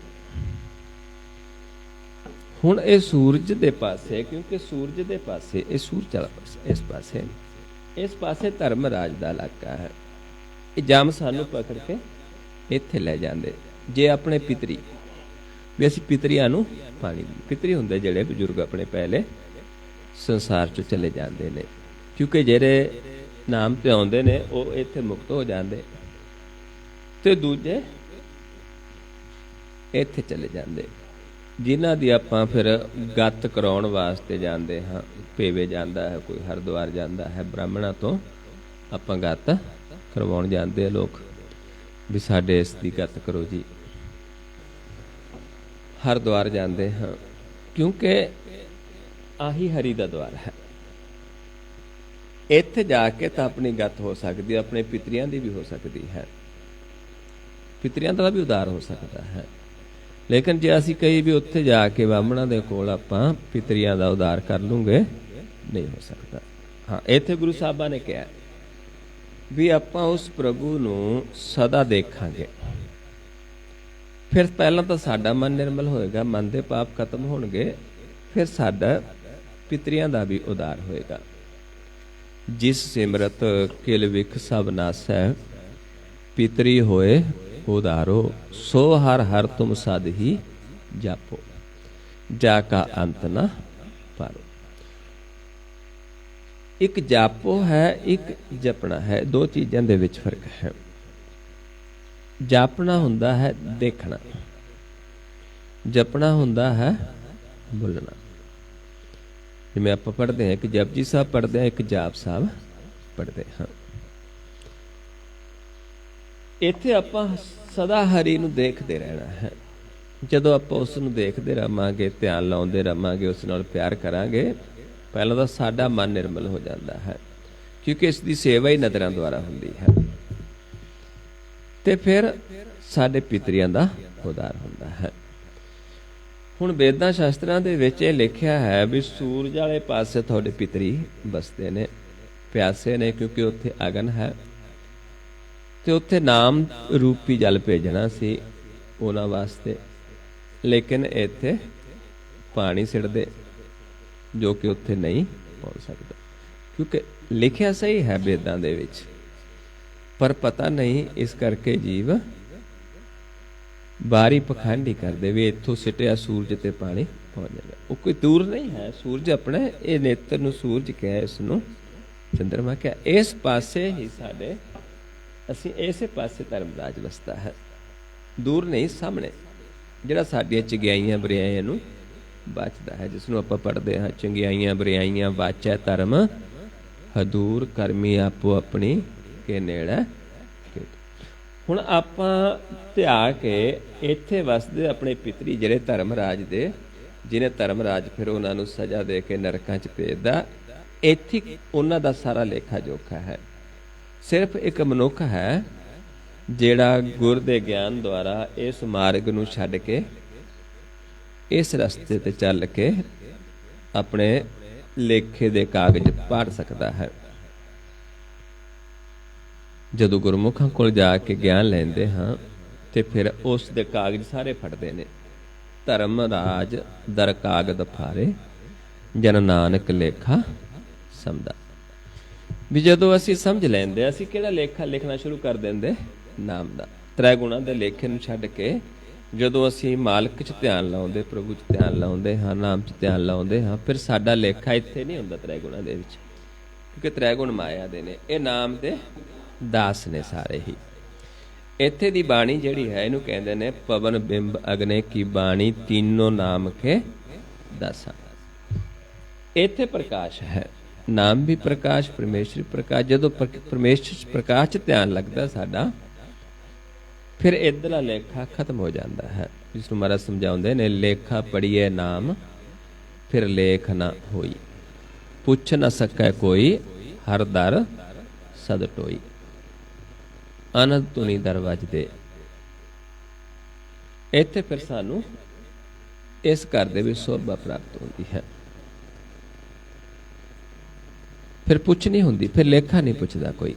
जदों असीं इस रस्ते ते नहीं चलदे, प्रकाश नूं नहीं देखदे, इस मार्ग ते चलदे हाँ, फिर इत्थे सानू सज़ा दित्ती जांदी है। सारिआं दे इस पासे धर्मराज है। इत्थे की पहुंचना है, जदों असीं परमेश्वर नूं ध्यावांगे, फिर परमेश्वर ਸਾਡੇ ਪਿਤਰੀਆਂ ਨੂੰ ਵੀ ਇੱਥੋਂ ਛਡਾ ਲੈਂਦਾ ਧਰਮਰਾਜ ਤੋਂ ਖੁਸ਼ ਹੋ ਕੇ, ਕਿਉਂਕਿ ਆਪਾਂ ਜੋ ਸਾਡੇ ਪਿਤਰੀਆਂ ਦੇ ਸਿਰ ਕਰਜ਼ਾ ਚੜਿਆ ਹੈ, ਜਿਵੇਂ ਸੰਸਾਰ ਦੇ ਸਾਰੇ ਸਿਰ ਕਰਜ਼ਾ ਹੈ, ਕਿਹੜਾ ਕਰਜ਼ਾ ਹੈ? ਜੋ ਆਪਾਂ ਸਵਾਸ ਲੈ ਕੇ ਸੰਸਾਰ 'ਚ ਆਏ, ਜਿਹੜੇ ਆਪਾਂ ਸਵਾਸਾਂ ਦੇ ਨਾਲ ਵਣਜ ਕਰਨਾ ਸੀ ਨਾਮ ਦਾ, ਤੇ ਅਸੀਂ ਖਰਚ ਕਿੱਥੇ ਦਿੱਤੇ? ਤ੍ਰੈਗੁਣਾ ਦੇ ਵਿੱਚ। ਕੁਝ ਸਵਾਸ ਇੱਥੇ ਖਰਚੇ, ਇੱਥੇ ਕਦੋਂ ਖਰਚਦੇ ਹਾਂ? ਜਦੋਂ ਵੈਰ ਵਿਰੋਧ ਨਿੰਦਾ ਚੁਗਲੀ ਕਰਦੇ ਹਾਂ, ਲੋਭ ਦੇ ਵਿੱਚ ਫਸਦੇ ਹਾਂ, ਇੱਥੇ ਸਾਡੇ ਸਵਾਸ ਖਰਚ ਹੋ ਜਾਂਦੇ, ਇੱਥੇ ਜਮ੍ਹਾਂ ਹੋ ਜਾਂਦੇ। ਤੇ ਜਦੋਂ ਅਸੀਂ ਸਤੋਗੁਣ ਤੇ ਚੱਲਦੇ ਹਾਂ, ਪੁੰਨ ਦਾਨ ਕਰਦੇ ਹਾਂ, ਉਹ ਸਾਡੇ ਸਵਾਸ ਇੱਥੇ ਜਮ੍ਹਾਂ ਹੋ ਜਾਂਦੇ ਸਤੋਗੁਣ ਤੇ। ਤੇ ਜਦੋਂ ਅਸੀਂ ਆਪਣੀਆਂ ਚਿੰਤਾਵਾਂ ਦੇ ਵਿੱਚ ਫਸਦੇ ਹਾਂ, ਕਾਰੋਬਾਰ ਦੀਆਂ ਚਿੰਤਾਵਾਂ ਹੋਣ, ਤੇ ਫਿਰ ਇੱਥੇ ਜਮ੍ਹਾਂ ਹੁੰਦੇ ਰਜੋਗੁਣ ਤੇ। ਆਪਾਂ ਸਾਰਾ ਸੰਸਾਰ ਇੱਥੇ ਵਣਜ ਕਰਦਾ ਹੈ, 3 ਹੱਟਾਂ ਦੇ ਉੱਤੇ, ਤੇ ਹੱਟੜੇ ਬਾਜ਼ਾਰ ਸੌਦਾ ਕਰਨ ਵਣਜਾ ਰਿਹਾ। ਇੱਥੇ ਕੂੜ ਦਾ ਸੌਦਾ ਕਰਦੇ ਅਸੀਂ। ਫਿਰ ਸਾਤੋਂ ਅਖੀਰ ਸਮੇਂ ਇੱਥੇ ਲੇਖਾ ਲਿਆ ਜਾਂਦਾ। ਜਦੋਂ ਸਮਾਂ ਆਉਂਦਾ ਹੈ, ਫਿਰ ਇੱਥੋਂ ਸਾਡੀ ਦਰਗਾਹ ਤੋਂ, ਇੱਥੋਂ ਧਰਮਰਾਜ ਇੱਥੋਂ ਚਿੱਠੀ ਫੜਦੀ ਇੱਕ, ਤੇ ਜਮਾ ਨੂੰ ਦੇ ਕੇ ਭੇਜਦਾ ਹੈ ਵੀ ਜਾ ਕੇ ਪਕੜ ਕੇ ਲੈ ਕੇ ਆਓ ਇਸ ਜੀਵ ਨੂੰ, ਤੇ ਇਸ ਤੋਂ ਆਪਾਂ ਲੇਖਾ ਲੈਣਾ ਹੈ। ਜੀਵ 3 ਗੁਣਾਂ 'ਚ ਸੁੱਤਾ ਹੈ, ਸਾਰਾ ਸੰਸਾਰ ਹੀ ਸੁੱਤਾ ਹੈ। ਸੁਤਲੇ ਅਸੰਖ ਮਾਇਆ ਝੂਠੀ ਕਾਰਨੇ, ਤੇਹੀ ਗੁਣੀ ਸੰਸਾਰ ਪਰਮ ਸੁੱਤਾ, ਸੁੱਤਿਆਂ ਰਹਿਣ ਬਿਹਾਣੀ। ਤੇ ਫਿਰ ਜਗਦਾ ਕਦੋਂ ਹੈ ਜੀਵ? ਮਨ ਕਦੋਂ ਜਾਗਦਾ ਹੈ? ਫਿਰ ਜਾਮ ਆ ਕੇ ਸਿਰ 'ਚ ਡੰਡਾ ਮਾਰ ਦੇ, ਜਮ ਕੋ ਡੰਡ ਪਰਿਓ ਸਿਰ ਉੱਪਰ, ਤਬ ਸੋਵਤੇ ਜਾਗਿਓ। ਕਿਉਂਕਿ ਸੁੱਤਾ ਹੈ, ਜਮ ਆਉਂਦੇ ਨੇ, ਉਸਨੂੰ ਪਤਾ ਹੀ ਨਹੀਂ। ਜਮ ਜਦ ਡੰਡਾ ਮਾਰਦੇ ਸਿਰ ਦੇ ਵਿੱਚ, ਮਨ ਜਾਗਦਾ ਹੈ, ਦੇਖਦਾ ਹੈ ਸਾਹਮਣੇ ਖੜੇ ਜਮ ਨੂੰ, ਤੇ ਫਿਰ ਪੁੱਛਦਾ ਹੈ ਵੀ ਕੌਣ ਹੋ ਤੁਸੀਂ? ਪਹਿਲਾਂ ਤਾਂ ਦੇਖਿਆ ਨਹੀਂ, ਕੌਣ ਹੋ ਤੁਸੀਂ? ਕਿਉਂਕਿ ਮਨ ਜਾਗ ਪਿਆ ਤੇ ਸਾਹਮਣੇ ਜਮ ਖੜੇ ਨੇ। ਤੇ ਫਿਰ ਜਮ ਦੱਸਦੇ ਨੇ ਵੀ ਸਾਡੇ ਕੋਲ ਚਿੱਠੀ ਆ, ਅਸੀਂ ਜਮ ਹਾਂ, ਅਸੀਂ ਤੈਨੂੰ ਲੈਣ ਵਾਸਤੇ ਆਏ ਹਾਂ, ਕਿਉਂਕਿ ਤੇਰੇ ਤੋਂ ਅੱਗੇ ਲੇਖਾ ਲਿਆ ਜਾਣਾ ਹੈ ਵੀ ਜਿਹੜਾ ਤੂੰ ਸਵਾਸ ਲੈ ਕੇ ਆਇਆ ਉਹ ਤਾਂ ਕਿੱਥੇ ਖਰਚੇ ਨੇ, ਕਿਆ ਉਹਨਾਂ ਦੁਆਰਾ ਖੱਟਿਆ ਤੇ ਕਿੱਥੇ ਗਵਾਏ ਨੇ, ਇਹ ਤੇਰੇ ਤੋਂ ਲੇਖਾ ਲੈਣਾ ਹੈ। ਫਿਰ ਉਹ ਦੱਸਦੇ ਨੇ ਉਸਨੂੰ, ਕਹਿੰਦੇ ਜਨਮ ਸਿਰਾਨੋ ਲੇਖਾ ਦੇਣਾ, ਆਏ ਕਠਨ ਦੂਤ ਜਮ ਲੈਣਾ, ਕਿਆ ਤੈਂ ਖੱਟਿਆ ਕਹਾਂ ਗਵਾਇਆ, ਚੱਲ ਸਿਤਾਬ ਦੀਵਾਨ ਬੁਲਾਇਆ। ਵੀ ਚੱਲ ਤੈਨੂੰ ਬੁਲਾਇਆ ਹੈ ਉੱਥੇ ਦੀਵਾਨ ਦੇ ਵਿੱਚ, ਅਸੀਂ ਆਪ ਨਹੀਂ ਆਏ। ਕਹਿੰਦੇ ਚੱਲ ਦਰ ਹਾਲ ਦੀਵਾਨ ਬੁਲਾਇਆ, ਹਰ ਫਰਮਾਨ ਦਰਗੇ ਕਾ, ਸਾਡੇ ਕੋਲ ਚਿੱਠੀ ਹੈ, ਉੱਥੋਂ ਫਰਮਾਨ ਹੈ ਸਾਨੂੰ, ਅਸੀਂ ਤਾਂ ਲੈਣਾ ਹੈ, ਅਸੀਂ ਆਪ ਨਹੀਂ ਲੈਣਾ ਹੈ ਤੈਨੂੰ। ਆ ਸਾਡੇ ਕੋਲ ਚਿੱਠੀ ਹੈ, ਅਸੀਂ ਤਾਂ ਲੈਣ ਆਏ, ਕਿਉਂਕਿ ਉੱਥੋਂ ਚਿੱਠੀ ਫੜਦੀ ਜਮਾ ਨੂੰ ਦੇ ਕੇ ਭੇਜਦਾ, ਤੇ ਫਿਰ ਜਮ ਆਉਂਦੇ ਨੇ, ਉਹ ਦਿਖਾਉਂਦੇ ਨੇ ਵੀ ਆਹ ਚਿੱਠੀ ਹੈ, ਆਪ ਨਹੀਂ ਆਏ ਅਸੀਂ, ਚੱਲ ਤੇ ਤੋਂ ਲੇਖਾ ਲਿਆ ਜਾਣਾ ਹੈ। ਫਿਰ ਜੀਵ ਸੰਸਾਰ ਦੇ ਵਿੱਚ ਬੜਾ ਕਾਰੋਬਾਰ ਹੁੰਦਾ ਹੈ, ਧਨ ਦੌਲਤ ਹੁੰਦੀ ਹੈ, ਤੇ ਫਿਰ ਛੱਡਦਾ ਨਹੀਂ ਹੈ, ਜਾਂਦਾ ਨਹੀਂ। ਫਿਰ ਉਹਦੇ ਗਲ ਦੇ ਵਿੱਚ ਸੰਗਲ ਪਾ ਕੇ ਉਹਨੂੰ ਲੈ ਜਾਂਦੇ ਨੇ, ਫਿਰ ਇੱਥੇ ਲੇਖਾ ਬਾਚਿਆ ਜਾਂਦਾ ਹੈ। ਨੂੰ ਮਾਰਾ ਸਮਝਾਉਂਦੇ ਨੇ, ਵੱਡਾ ਹੋਆ ਦੁਨੀਦਾਰ ਗਲ ਸੰਗਲ ਕੱਤ ਚਲਾਇਆ, ਅੱਗੇ ਕਰਨੀ ਕੀਰਤ ਵਾਚੀਐ, ਬਹਿ ਲੇਖਾ ਕਰ ਸਮਝਾਇਆ, ਥੋ ਨਾ ਹੋਵੀ ਪੌਦੀ, ਹੁਣ ਸੁਣੀਐ ਕਿਆ ਰਵਾਇਆ, ਮਨ ਅੰਧੇ ਜਨਮ ਗਵਾਇਆ। ਫਿਰ ਉੱਥੇ ਰੋਂਦਾ ਜਾ ਕੇ, ਕਹਿੰਦੇ ਤੂੰ ਅੰਧਾ ਹੀ ਰਿਹਾ, ਤੇਰੇ ਸਾਹਮਣੇ ਮਾਲਕ ਵਸਦਾ ਸੀ, ਤੂੰ ਉਸਨੂੰ ਦੂਰ ਹੀ ਸਮਝਦਾ ਰਿਹਾ, ਤੂੰ ਉਸਨੂੰ ਦੇਖਿਆ ਹੀ ਕਦੇ ਨਹੀਂ, ਉਹਦੀ ਸੇਵਾ ਦੇ ਨਾਲ ਤੈਨੂੰ ਦਰਗਾਹ 'ਚ ਮਾਣ ਮਿਲਣਾ ਸੀ, ਤੂੰ ਉਸਨੂੰ ਦੇਖਿਆ ਹੀ ਨਹੀਂ। ਜੋ ਠਾਕੁਰ ਸਦ ਸਦਾ ਹਜੂਰੇ, ਤਾਂ ਕੋ ਅੰਧਾ ਜਾਣਤ ਦੂਰੇ, ਜਾ ਕੀ ਟਹਿਲ ਦਰਗਾਹ ਪਾਵੈ ਮਾਨ, ਤਿਸੇ ਵਿਸਾਰੈ ਮੁਗਧ ਅਜਾਨ। ਕਹਿੰਦੇ ਮੂਰਖ, ਤੂੰ ਸਾਹਮਣੇ ਮਾਲਕ ਵਸਦਾ ਸੀ, ਉਹਨੂੰ ਦੇਖਿਆ ਹੀ ਨਹੀਂ, ਉਹਦੀ ਸੇਵਾ ਕਰਨ ਦੇ ਨਾਲ ਤੈਨੂੰ ਦਰਗਾਹ 'ਚ ਮਾਣ ਮਿਲਣਾ ਸੀ, ਹੁਣ ਤਾਂ ਤੂੰ ਜਨਮ ਹੀ ਗਵਾ ਲਿਆ, ਅੰਧਾ ਹੀ ਰਿਹਾ, ਹੁਣ ਤੈਨੂੰ ਥਾਂ ਨਹੀਂ ਮਿਲਣੀ, ਹੁਣ ਤਾਂ ਤੈਨੂੰ ਨਰਕ ਭੋਗਣੇ ਪੈਣਗੇ। ਫਿਰ ਜੀਵ ਰੋਂਦਾ ਹੈ, ਫਿਰ ਮਹਾਰਾਜ ਕਹਿੰਦੇ ਵੀ ਨਹੀਂ, ਹੁਣ ਨਹੀਂ ਤੈਨੂੰ, ਹੁਣ ਤਾਂ ਤੈਨੂੰ ਸਜ਼ਾ ਭੋਗਣੀ ਪੈਣੀ ਹੈ, ਕਿਉਂਕਿ ਇਸ ਨੂੰ ਧਰਮਰਾਜ ਨੂੰ ਹੁਕਮ ਕੀਤਾ ਹੈ ਮਾਲਕ ਨੇ ਵੀ ਤੈਂ ਸੱਚਾ ਧਰਮ ਵਿਚਾਰਨਾ ਹੈ। ਤਾਂ ਇਹ ਨਹੀਂ ਵੀ ਕਿਸੇ ਦੀ ਸਿਫਾਰਿਸ਼ ਕੋਈ। ਧਰਮ ਰਾਏ ਨੂੰ ਹੁਕਮ ਹੈ ਵੈ ਸੱਚਾ ਧਰਮ ਵਿਚਾਰ, ਦੂਜੇ ਪਾਏ ਦੁਸ਼ਟ ਆਤਮਾ ਇਹ ਤੇਰੀ ਸਰਕਾਰ। ਵੀ ਤੇਰੇ ਕੋਲ ਇਹ ਜਮ ਨੇ ਦੁਸ਼ਟ ਆਤਮਾ ਜਿਹੜੀਆਂ ਨਾ, ਇਹ ਤੇਰੀ ਸਰਕਾਰ ਹੈ। ਤੂੰ ਸਜ਼ਾ ਦੇ ਇਹਨਾਂ ਨੂੰ, ਜਿਹੜਾ ਨੇ ਪਾਪ ਕੀਤਾ, ਜਿਨ੍ਹਾਂ ਨੇ ਨਾਮ ਨਹੀਂ ਧਿਆਇਆ, ਜਿਨ੍ਹਾਂ ਨੇ ਅੰਧੇ ਹੀ ਆਪਣਾ ਜਨਮ ਗਵਾਇਆ, ਤੇ ਉਹਨਾਂ ਦੇ ਵਾਸਤੇ ਸਜ਼ਾ ਦੇ। ਨਾਲ ਹੀ ਬਿਠਾਉਂਦਾ ਹੈ, ਜਦ ਆਪਣੇ ਮਨ ਨੂੰ ਪੈਦਾ ਕਰਦਾ, ਨਾਲੇ ਧਰਮਰਾਜ ਨੂੰ ਬਿਠਾ ਦਿੰਦਾ ਹੈ। ਨਾਨਕ ਜੀ ਉਪਾਇ ਕੈ ਲਿਖ ਨਾਵੈ ਧਰਮ ਬਹਾਲਿਆ, ਉਥੇ ਸੱਚੇ ਹੀ ਸੱਚ ਨਿਬੜੈ, ਚੁਣ ਵਕ ਡਿਜ ਜਮਾਲਿਆ, ਥਉ ਨਾ ਪਾਇਨ ਕੂੜਿਆਰ, ਮੁਕਾ ਲੈ ਦੋਜਕ ਚਾਲਿਆ, ਤੇਰੇ ਨਾਏ ਰੱਤੇ ਸੇ ਜਿਨ ਗਏ, ਹਾਰ ਗਏ ਸੇ ਠੱਗਣ ਵਾਲਿਆ, ਲਿਖ ਨਾਵੈ ਧਰਮ ਬਹਾਲਿਆ। ਏਦਾਂ ਸਾਰਾ ਖੇਡ ਹੈ। ਇਹ ਗੁਰੂ ਸਾਹਿਬ ਜੀ ਆ ਕੇ ਉਹਨਾਂ ਦੱਸਿਆ ਸਾਨੂੰ ਕਿ ਇਹ ਪਖੰਡ ਦੇ ਨਾਲ ਮੁਕਤੀ ਨਹੀਂ ਮਿਲਣੀ। ਪਖੰਡ ਨਾਲ ਮੁਕਤੀ ਨਹੀਂ ਮਿਲਣੀ। ਤੁਸੀਂ ਤਾਂ ਪਖੰਡੀ ਹੋ, ਕੋਈ ਕਾਜੀ ਹੈ, ਕੋਈ ਮੌਲਵੀ ਹੈ, ਤੁਸੀਂ ਤਾਂ ਨਾਮ ਦਾ ਤੁਹਾਨੂੰ ਪਤਾ ਨਹੀਂ, ਤੁਸੀਂ ਤਾਂ ਪਖੰਡ ਕਰਦੇ ਹੋ। ਇਹਦੇ ਨਾਲ ਮੋਕਸ਼ ਨਹੀਂ ਮਿਲਣੀ, ਮੁਕਤੀ ਨਹੀਂ ਮਿਲਣੀ ਹੈ।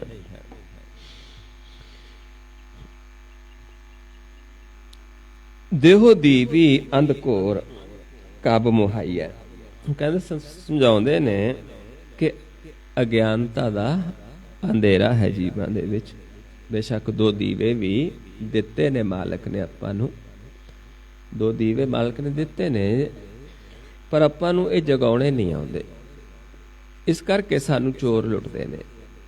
ਕਿਵੇਂ ਜਗਣਾ ਸੀ ਇਸਨੇ, ਆਪਾਂ ਇਸ ਨੂੰ ਇਸ ਦੇ ਨਾਲ ਮਿਲਾਉਣਾ ਸੀ।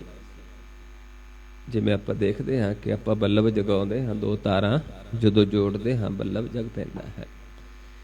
ਏਦਾਂ ਹੀ ਸਾਡੀ ਜਿਹੜੀ ਜੋਤ ਨੇ ਜਗਣਾ ਸੀ, ਅਸੀਂ ਦੋਨਾਂ ਨੂੰ ਇੱਕ ਕਰਨਾ ਸੀ, ਪਰ ਨਾ ਹੋਣ ਕਰਕੇ ਅਸੀਂ ਅਗਿਆਨਤਾ ਦੇ ਅੰਧੇਰੇ ਵਿੱਚ ਹਾਂ। ਤੇ ਮਹਾਰਾਜ ਸਮਝਾਉਂਦੇ ਕਿ ਘੋਰ ਅੰਧੇਰੇ 'ਚ ਸਾਨੂੰ ਲੁੱਟ ਲਏ ਨੇ। ਗਰਭ ਮੁੱਸੇ ਘਰ ਚੋਰ ਕਿਸ ਰਵਾਈ ਹੈ। ਕਹਿੰਦੇ ਤੈਨੂੰ ਘਰ 'ਚ ਬੈਠੇ ਹੀ ਚੋਰ ਲੁੱਟ ਰਹੇ ਨੇ, ਕਿਉਂਕਿ ਅਗਿਆਨਤਾ ਦਾ ਅੰਧੇਰਾ ਹਉਮੈ ਦੇ ਵਿੱਚ ਹੋਣ ਕਰਕੇ ਤੈਨੂੰ ਲੁੱਟ ਰਹੇ ਨੇ 5 ਚੋਰ। ਗੁਰਮੁਖ ਚੋਰ ਨਾ ਲਾਗ ਹਰ ਨਾਮ ਜਗਾਈਐ। ਜਿਹੜੇ ਗੁਰਮੁਖ ਨੇ ਉਹਨਾਂ ਨੂੰ ਇਹ ਚੋਰ ਨਹੀਂ ਲੱਗਦੇ, ਕਿਉਂਕਿ ਉਹ ਜਾਗਦੇ ਨੇ, ਉਹ ਨਾਮ ਤੇ ਆਉਂਦੇ ਨੇ। ਤੇ ਦੂਜੇ ਜਿਨ੍ਹਾਂ ਨੂੰ ਅਗਿਆਨਤਾ ਦਾ ਅੰਧੇਰਾ ਹੈ, ਉਹਨਾਂ ਨੂੰ ਇਹ 5 ਚੋਰ ਲੁੱਟ ਰਹੇ ਨੇ। ਸ਼ਬਦ ਨਿਵਾਰੀ ਆਗ ਜੋਤ ਦੇ ਪਾਈਐ। ਕਹਿੰਦੇ ਜਿਹੜਾ ਗੁਰਮੁਖ ਨੇ ਉਹਨਾਂ ਨੇ ਆਪਣੀ ਜੋਤ ਨੂੰ ਜਗਾਇਆ ਹੈ, ਉਹਨਾਂ ਨੇ ਗੁਰ ਸ਼ਬਦ ਦੁਆਰਾ ਆਪਣੀ ਜੋਤ ਪ੍ਰਗਟ ਕੀਤੀ ਹੈ। ਉਹਨਾਂ ਨੂੰ ਚਾਨਣ ਹੈ, ਘਰ ਦੇ ਵਿੱਚ ਨਹੀਂ ਲੁੱਟ ਸਕਦੇ। ਜਿਨ੍ਹਾਂ ਦੇ ਘਰ 'ਚ ਅੰਧੇਰਾ ਹੈ ਤੇ ਉੱਥੇ ਚੋਰ ਲੁੱਟਦੇ ਨੇ। ਲਾਲ ਰਤਨ ਹਰ ਨਾਮ ਗੁਰ ਸੁਰਤ ਵਜਾਈਐ। ਇਹ ਨਾਮ ਜਿਹੜਾ ਹੈ ਲਾਲ ਹੈ, ਹਰੀ ਦੇ ਰਤਨ ਨੇ। ਕਹਿੰਦੇ ਇਹ ਗੁਰ ਤੇ ਸੁਰਤ ਦੁਆਰਾ ਆਪਾਂ ਬੁਝਦੇ ਹਾਂ। ਸ਼ਬਦ ਗੁਰੂ ਹੈ ਤੇ ਸੁਰਤ ਚੇਲਾ ਹੈ। ਗੁਰ ਤੇ ਸੁਰਤ ਦਾ ਮੇਲ ਹੈ। ਧੁਨ ਮੈਂ ਧਿਆਨ, ਧਿਆਨ ਮੈਂ ਜਾਣਿਆ। ਜਿਵੇਂ ਗੁਰੂ ਨਾਨਕ ਸਾਹਿਬ ਮਹਾਰਾਜ ਨੂੰ, ਜਦੋਂ ਗੁਰੂ ਨਾਨਕ ਸਾਹਿਬ ਮਹਾਰਾਜ ਨੇ ਸਵਾਲ ਕੀਤਾ ਜੋਗੀਆਂ ਨੂੰ, ਕਿਉਂਕਿ ਜਦੋਂ ਗੋਸ਼ਟ ਹੋਣੀ ਸ਼ੁਰੂ ਹੋਈ ਜੋਗੀਆਂ ਦੇ ਨਾਲ ਗੁਰੂ ਨਾਨਕ ਸਾਹਿਬ ਮਹਾਰਾਜ ਦੀ, ਤੇ ਉੱਥੇ ਸਮਝਾਇਆ ਹੈ ਵੀ ਜਦੋਂ ਸ਼ੁਰੂ ਹੋਈ, ਸਿੱਧ ਸਭਾ ਸਭ ਕਰ ਆਸਨ ਬੈਠੇ ਸੰਤ ਸਭਾ ਜੈਕਾਰੋ, ਤਿਸ ਆਗੇ ਰਹਿ ਰਾਸ ਹਮਾਰੀ ਸਾਚਾ ਪਰ ਅਪਾਰੋ। ਉਹ ਸੱਚਾ ਪਰ ਅਪਾਰ ਹੈ, ਉਸ ਦੇ ਬਾਰੇ ਵਿਚਾਰ ਹੋਣੀ ਸ਼ੁਰੂ ਹੋਈ ਗੁਰੂ ਨਾਨਕ ਸਾਹਿਬ ਜੀ ਦੀ ਜੋਗੀਆਂ ਦੇ ਨਾਲ। ਉੱਥੇ ਆਸਨ ਲਾ ਕੇ ਬੈਠ ਕੇ ਸਭਾ ਬੈਠੀ, ਜਿਵੇਂ ਜੀ ਬੈਠਦੇ ਨੇ।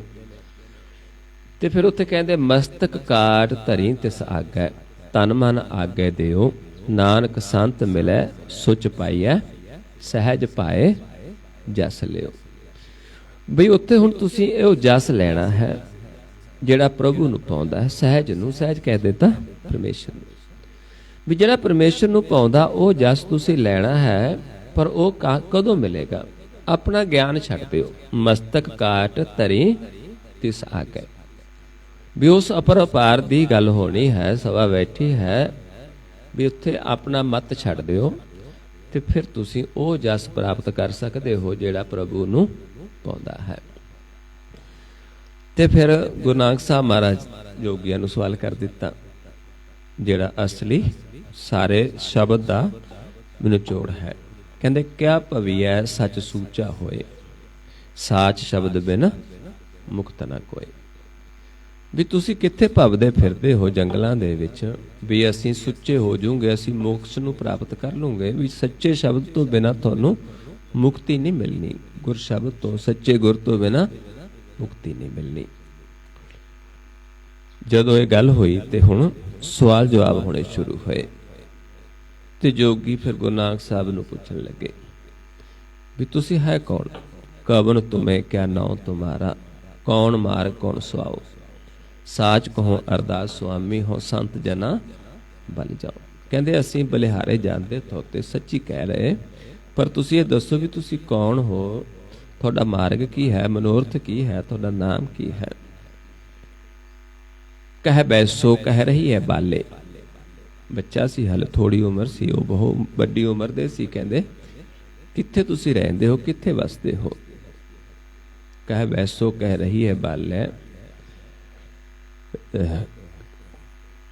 ਸਾਚ ਕਹੋ ਅਰਦਾਸ ਸੁਆਮੀ ਹੋ, ਸੰਤ ਜਨਾ ਬਲ ਜਾਓ। ਕਹਿ ਬੈਸੋ ਕਹਿ ਰਹੀ ਹੈ ਬਾਲੇ, ਕਹਿ ਆਵੋ ਕਹਿ ਜਾਹੇ, ਨਾਨਕ ਬੋਲੇ ਸੁਣ ਬੈਰਾਗੀ, ਕਿਆ ਤੁਮਾਰੋ ਰਾਹੋ। ਵੀ ਕਿਹੜਾ ਰਸਤਾ ਹੈ, ਕਿੱਥੋਂ ਤੁਸੀਂ ਆਉਂਦੇ ਹੋ, ਕਿੱਥੇ ਜਾਂਦੇ ਹੋ, ਕਿਆ ਤੁਹਾਡਾ ਮਨੋਰਥ ਹੈ, ਇਹ ਸਾਨੂੰ ਦੱਸੋ। ਤੇ ਫਿਰ ਗੁਰੂ ਨਾਨਕ ਸਾਹਿਬ ਜੀ ਕਹਿੰਦੇ ਘਟ ਘਟ ਬੈਸ ਨਿਰੰਤਰ ਰਹੀਏ। ਵੀ ਅਸੀਂ ਤਾਂ ਸਾਰਿਆਂ 'ਚ ਵਸਦੇ, ਹਰ ਇੱਕ ਦੇ ਅੰਦਰ ਵਸਦੇ ਹਾਂ, ਘਟ ਘਟ ਦੇ ਵਿੱਚ ਵਸਦੇ ਹਾਂ। ਚੱਲੈ ਸਤਿਗੁਰ ਪਾਏ, ਪਰ ਅਸੀਂ ਚੱਲਦੇ ਹਾਂ ਜਿਵੇਂ ਸਤਿਗੁਰੂ ਨੂੰ ਪਾਉਂਦਾ ਹੈ, ਆਪ ਨਹੀਂ ਚੱਲਦੇ, ਉਹਦੇ ਹੁਕਮ ਚੱਲਦੇ ਹਾਂ। ਸਹਿਜੇ ਆਏ, ਆਏ ਕਿੱਥੋਂ? ਸਹਿਜ ਚੋਂ, ਇੱਧਰੋਂ ਆਏ, ਇੱਥੇ ਆ ਗਏ ਸੰਸਾਰ 'ਚ। ਇਹ ਸਹਿਜ ਹੈ, ਚੌਥਾ ਪਦ ਹੈ। ਇੱਥੋਂ ਇੱਧਰ ਆ ਗਏ ਤ੍ਰੈ ਗੁਣਾਂ ਦੇ ਵਿੱਚ।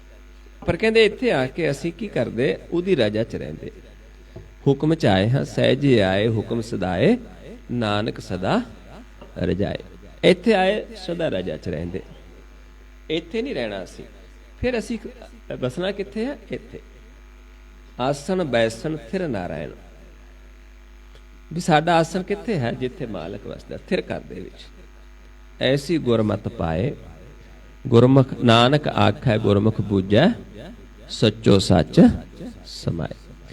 ਵੀ ਉਹ ਆਖਣਗੇ, ਜੇ ਅਸੀਂ ਗੁਰਮੁਖਾਂ ਤੋਂ ਗਿਆਨ ਲਵਾਂਗੇ, ਉਹ ਸਾਨੂੰ ਆਖਣਗੇ, ਅਸੀਂ ਉੱਥੇ ਬੁੱਝ ਸਕਦੇ, ਅਸੀਂ ਵੀ ਸੱਚ 'ਚ ਸਮਾ ਸਕਦੇ, ਜਿੱਥੇ ਉਹ ਸਮਾਉਂਦੇ ਸੀ ਕਿ ਤੁਸੀਂ ਵੀ ਇੱਥੇ ਸਮਾ ਸਕਦੇ ਹੋ, ਇਸ ਘਰ ਦੇ ਵਿੱਚ ਜਿੱਥੋਂ ਅਸੀਂ ਆਏ ਹਾਂ।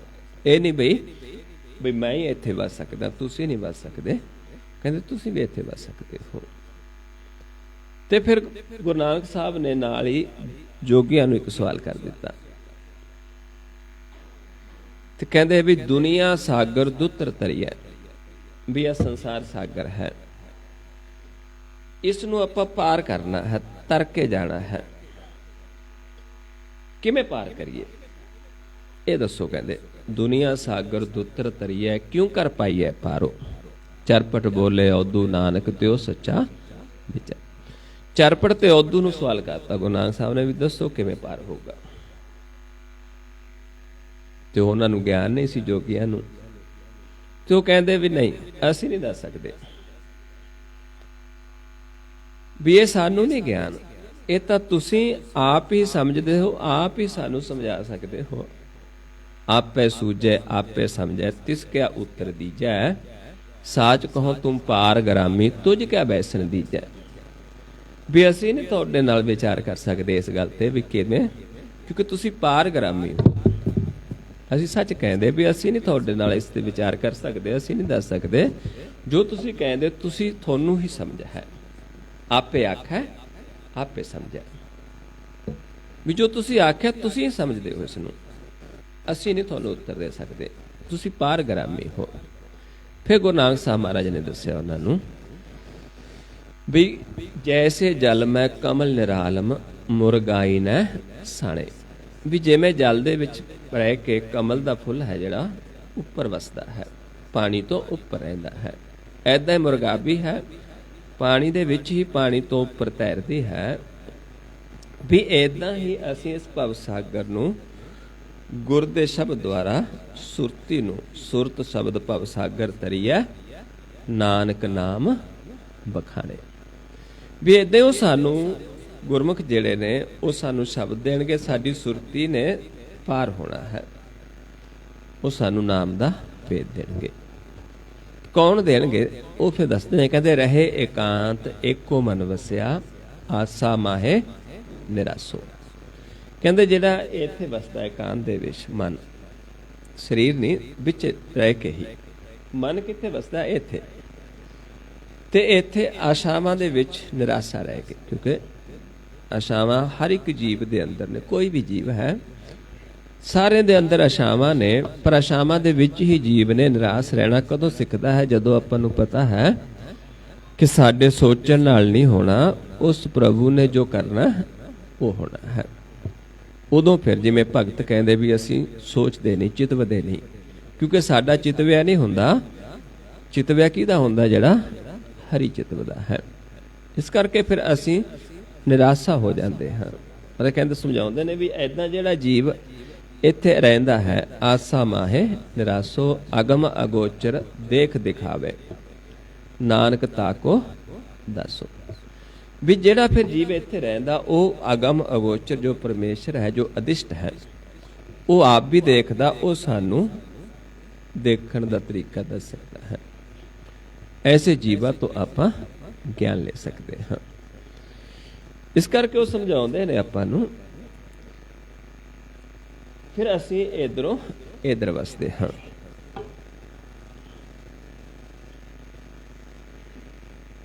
ਇਸ ਕਰਕੇ ਮਹਾਰਾਜ ਸਮਝਾਉਂਦੇ ਨੇ ਵੀ ਇੱਥੇ ਫਿਰ ਲਾਲ ਰਤਨ ਨਾਮ ਇੱਥੇ ਹੈ। ਲਾਲ ਰਤਨ ਹਰ ਨਾਮ ਗੁਰ ਸੁਰਤ ਬੁਝਾਈਐ ਸਦਾ ਰਹੇ ਨਿਹਕਾਮ ਜੇ ਗੁਰਮਤਿ ਪਾਈਐ। ਮਹਾਰਾਜ ਕਹਿੰਦੇ ਫਿਰ ਕੋਈ ਵਾਸ਼ਨਾ ਨਹੀਂ, ਕੋਈ ਲਾਲਚ ਨਹੀਂ, ਸਦਾ ਨਿਸ਼ਕਾਮ ਰਹਿਣਾ ਪੈਂਦਾ ਹੈ। ਜੇ ਗੁਰ ਦੀ ਮੱਤ ਦਾ ਖਜ਼ਾਨਾ ਮਿਲਿਆ ਹੈ, ਉਹ ਜੀ ਬੁਝਾਉਂਦਾ ਹੈ, ਪਰ ਉਸ ਦੇ ਵਿੱਚ ਆਪਣੀ ਕੋਈ ਕਾਮਨਾ ਨਹੀਂ ਹੋਣੀ ਚਾਹੀਦੀ, ਨਿਸ਼ਕਾਮ ਹੋਣਾ ਚਾਹੀਦਾ ਹੈ। ਰਾਤ ਦੇਹ ਹਰ ਨੌ ਮਨ ਵਸਾਈਐ ਨਾਨਕ ਮੇਲ ਮਿਲਾਏ ਜੇ ਤੁਧ ਪਾਈ। ਵੀ ਏਦਾਂ ਫਿਰ ਜਿਹੜਾ ਆਪ ਦਿਨ ਰਾਤ ਉਸ ਮਾਲਕ ਦੇ ਨਾਮ ਨੂੰ ਮਨ ਵਿੱਚ ਵਸਾ ਕੇ ਰੱਖਦਾ ਹੈ, ਜੇ ਜੀਵ ਨੂੰ ਉਹ ਪਾ ਜਾਵੇ, ਉਹ ਗਿਆਨ ਪਾ ਜਾਵੇ, ਤੇ ਫਿਰ ਉਸ ਦਾ ਮਿਲਾਪ ਹੋ ਜਾਂਦਾ ਹੈ। ਜਿੱਥੇ ਆਪਾਂ ਜਿਸ ਕਾਰਜ ਵਾਸਤੇ ਅਸੀਂ ਆਏ ਹਾਂ ਸੰਸਾਰ ਦੇ ਵਿੱਚ, ਕਿਸ ਵਾਸਤੇ ਆਏ? ਗੋਬਿੰਦ ਮਿਲਣ ਕੀ ਇਹ ਤੇਰੀ ਬਰੀਆ, ਅਵਰ ਕਾਜ ਤੇਰੇ ਕਿਤੇ ਨਾ ਕਾਮ ਮਿਲ ਸਾਧ ਸੰਗਤ ਭਜ ਕੇਵਲ ਨਾ। ਇੰਨਾ ਕੁ ਖੇਲ ਹੈ ਬਸ। ਇਹ ਪ੍ਰਕਾਸ਼ ਹੈ, ਇੱਧਰ ਵੀ ਸਾਰਾ ਪ੍ਰਕਾਸ਼ ਹੀ ਹੈ। ਇੱਧਰ ਵੀ ਸੁੰਨ ਹੈ, ਇੱਧਰ ਵੀ ਸੁੰਨ ਹੈ। ਜਿਵੇਂ ਆਪਾਂ ਦੇਖਦੇ ਹਾਂ, ਆਪਣਾ ਮਨ ਸਵੇਰੇ ਪਾਉਣ 'ਚ ਮਿਲਦਾ ਹੈ, ਨੇਤਰਾਂ 'ਚ ਬੈਠ ਜਾਂਦਾ ਹੈ, ਤੇ ਆਪਾਂ ਵਿਚਾਰ ਲੈਣੀ ਸ਼ੁਰੂ ਕਰਦੇ ਹਾਂ। ਆਪਾਂ ਹਰ ਕੋਈ ਜੀਵ ਵਿਚਾਰ ਲੈਂਦਾ ਹੈ, ਕਿਸੇ ਨੂੰ ਆਪਣੇ ਕੰਮ ਦੀ ਵਿਚਾਰ ਆਉਂਦੀ, ਕਿਸੇ ਨੂੰ ਕੋਈ ਆਉਂਦੀ। ਕਿਉਂਕਿ ਉਹ ਕਿਵੇਂ ਹੁੰਦੀ ਹੈ? ਜੇ ਇਸ ਪਾਸੇ ਧਿਆਨ ਚਲੇ ਜਾਂਦਾ ਸਾਡਾ ਜ਼ਿਆਦਾ, ਸੁਣ ਹੈ, ਇੱਧਰ ਵੀ ਸੁਣ, ਸਾਹਮਣੇ ਵੀ ਸੁਣ, ਇੱਧਰ ਵੀ ਸੁਣ, ਜਿਹਨੂੰ ਤ੍ਰਿਭਵਨ ਸੁਣ ਕਿਹਾ ਗੁਰਬਾਣੀ ਦੇ ਵਿੱਚ। ਇਹ ਸੁਣ ਜਿਹੜੀ ਹੈ, ਇਹਦੇ ਵਿੱਚ ਸਾਨੂੰ ਇਹ ਸੁਣ ਦੇ ਵਿੱਚ ਕਿਹੜੇ ਵਿਚਾਰ ਆਉਂਦੇ ਨੇ? ਸੰਸਾਰ ਦੇ, ਕਾਰੋਬਾਰ ਦੇ, ਪੁੰਨਦਾਨ ਦੇ, ਵੈਰ ਵਿਰੋਧ ਦੇ, ਨਫ਼ਰਤ ਦੇ, ਪਿਆਰ ਦੇ, ਇੱਦਾਂ ਦੇ ਵਿਚਾਰ ਆਪਣੇ ਅੰਦਰ ਚੱਲਦੇ ਰਹਿੰਦੇ ਨੇ ਮਨ ਦੇ ਵਿੱਚ। ਕਿਉਂਕਿ ਪਹਿਲਾਂ ਵਿਚਾਰ ਲੈਂਦਾ ਹੈ, ਫਿਰ ਕੁਛ ਕੰਮ ਉਹ ਕਰਦਾ ਹੈ, ਕੁਛ ਨਹੀਂ ਕਰਦਾ, ਸਿਰਫ ਵਿਚਾਰ ਹੀ ਲੈਂਦਾ, ਸੋਚਦਾ ਹੀ ਹੈ, ਜਿਹਨੂੰ ਆਪਾਂ ਕਹਿੰਦੇ ਵੀ ਸੋਚਦਾ। ਲੇਕਿਨ ਇੱਥੇ ਦੀ ਵਿਚਾਰ ਨਹੀਂ ਕਰ ਸਕਦਾ। ਇੱਥੇ ਚੌਥੀ ਸੁਣ ਹੈ। ਇਹ ਚੌਥੀ ਸੁਣ ਦੇ ਵਿੱਚ ਪ੍ਰਵੇਸ਼ ਕਰਨ ਵਾਸਤੇ ਸਾਨੂੰ ਇਸ ਰਸਤੇ ਨੂੰ ਆਉਣਾ ਪੈਂਦਾ। ਚੌਥੀ ਸੁਣ ਹਮਾਰਾ ਸਮਝਾਉਂਦੇ ਨੇ ਵੀ ਇੱਧਰ ਵੀ ਸੁਣਨਾ ਹੈ, ਇਹਨੂੰ ਕਿਹਾ ਬਾਹਰੀ ਸੁਣ। ਦੋ ਸੁਣਨਾ ਨੇ, ਇੱਕ ਅੰਦਰ ਦੀ ਸੁਣ ਹੈ, ਇੱਕ ਬਾਹਰੀ ਸੁਣ ਹੈ। ਜਿਹੜੀ ਆਪਾਂ ਇਸ ਖਾਲੀ ਖਲਾ ਦੇਖਦੇ ਹਾਂ, ਆਮ ਜੀਵ ਜਿਹੜੇ ਨੋਰਮਲ ਜੀਵ ਦੇਖਦਾ ਇਸ ਸੁਣ ਨੂੰ, ਇਹ ਖਾਲੀ ਖਲਾ ਨੂੰ, ਇਹ ਸੁਣ ਹੈ, ਇੱਧਰ ਧਿਆਨ ਜ਼ਿਆਦਾ ਹੈ, ਤੇ ਤਮੋ ਗੁਣੀ ਵਿਚਾਰ ਹਨ, ਇੱਧਰ ਰਜੋ ਗੁਣੀ ਤੇ ਵਿਚਾਲੇ ਸਤੋ ਗੁਣੀ। ਆਪਣੇ ਆਪ ਹੀ ਚੱਲਦੇ ਨੇ ਇਹ, ਸਾਡੇ ਵੱਸ ਨਹੀਂ ਹੁੰਦਾ। ਜੇ ਆਪਾਂ ਚਿੰਤਾ ਕਰਦੇ, ਆਪਾਂ ਕਹਿੰਦੇ ਵੀ ਚਿੰਤਾ ਨਾ ਕਰ ਕਿਸੇ ਜੀਵ ਨੂੰ, ਉਹ ਕਹਿੰਦਾ ਮੇਰੇ ਪਾਸੇ ਨਹੀਂ, ਚਿੰਤਾ ਆਪੇ ਆਈ ਜਾਂਦੀ, ਕਿਉਂਕਿ ਉਹਦਾ ਧਿਆਨ ਹੀ ਇਸ ਪਾਸੇ ਵਿਚਰਦਾ ਹੈ। ਜਦੋਂ ਉਹ ਧਿਆਨ ਲਾ ਕੇ ਦੇਖੇਗਾ ਐਸਾ ਜੀਵ, ਉਸ ਨੂੰ ਪਤਾ ਚੱਲ ਜਾਏਗਾ ਵੀ ਮੇਰਾ ਧਿਆਨ ਇਸ ਪਾਸੇ ਹੈ। ਜਦੋਂ ਇਸ ਪਾਸੇ ਹੈ, ਉਹਦੇ ਅੰਦਰ ਕ੍ਰੋਧ ਆਪੇ ਆਈ ਜਾਂਦਾ ਜੀਵ ਦੇ। ਆਪਾਂ ਉਹਨੂੰ ਸਮਝਾਉਂਦੇ ਵੀ ਹਾਂ, ਉਹ ਕਹਿੰਦਾ ਮੇਰੇ ਵੱਸ ਹੀ ਨਹੀਂ ਰਹਿੰਦਾ, ਮੇਰੇ ਵੱਸ ਹੀ ਨਹੀਂ ਰਹਿੰਦਾ, ਕ੍ਰੋਧ ਆ ਗਿਆ। ਪਰ ਉਹ ਜੇ ਧਿਆਨ ਲਾ ਕੇ ਦੇਖੇਗਾ, ਉਸ ਨੂੰ ਪਤਾ ਚੱਲ ਜਾਏਗਾ ਵੀ ਮੇਰਾ ਧਿਆਨ ਇਸ ਪਾਸੇ ਹੈ। ਇਸ ਕਰਕੇ ਕ੍ਰੋਧ, ਕਿਉਂਕਿ ਇਹ ਸੂਰਜ ਹੈ, ਇਧਰ ਚੰਦਰਮਾ ਹੈ। ਜੇ ਵਿਚਾਲੇ ਆ ਜਾਂਦਾ ਹੈ, ਇੱਥੇ ਕੀ ਹੈ ਕਿ ਇੱਥੇ ਉਹ ਮੌਸਮ ਆਉਂਦਾ ਹੈ ਕਿ ਨਾ ਇੱਧਰ ਗਰਮੀ ਤੇ ਨਾ ਸਰਦੀ, ਜਿੱਥੇ ਸਤੋ ਗੁਣ ਆ ਜਾਂਦਾ ਹੈ। ਇੱਥੇ ਫਿਰ ਕਿਹੜੀਆਂ ਵਿਚਾਰਾਂ ਚੱਲਦੀਆਂ?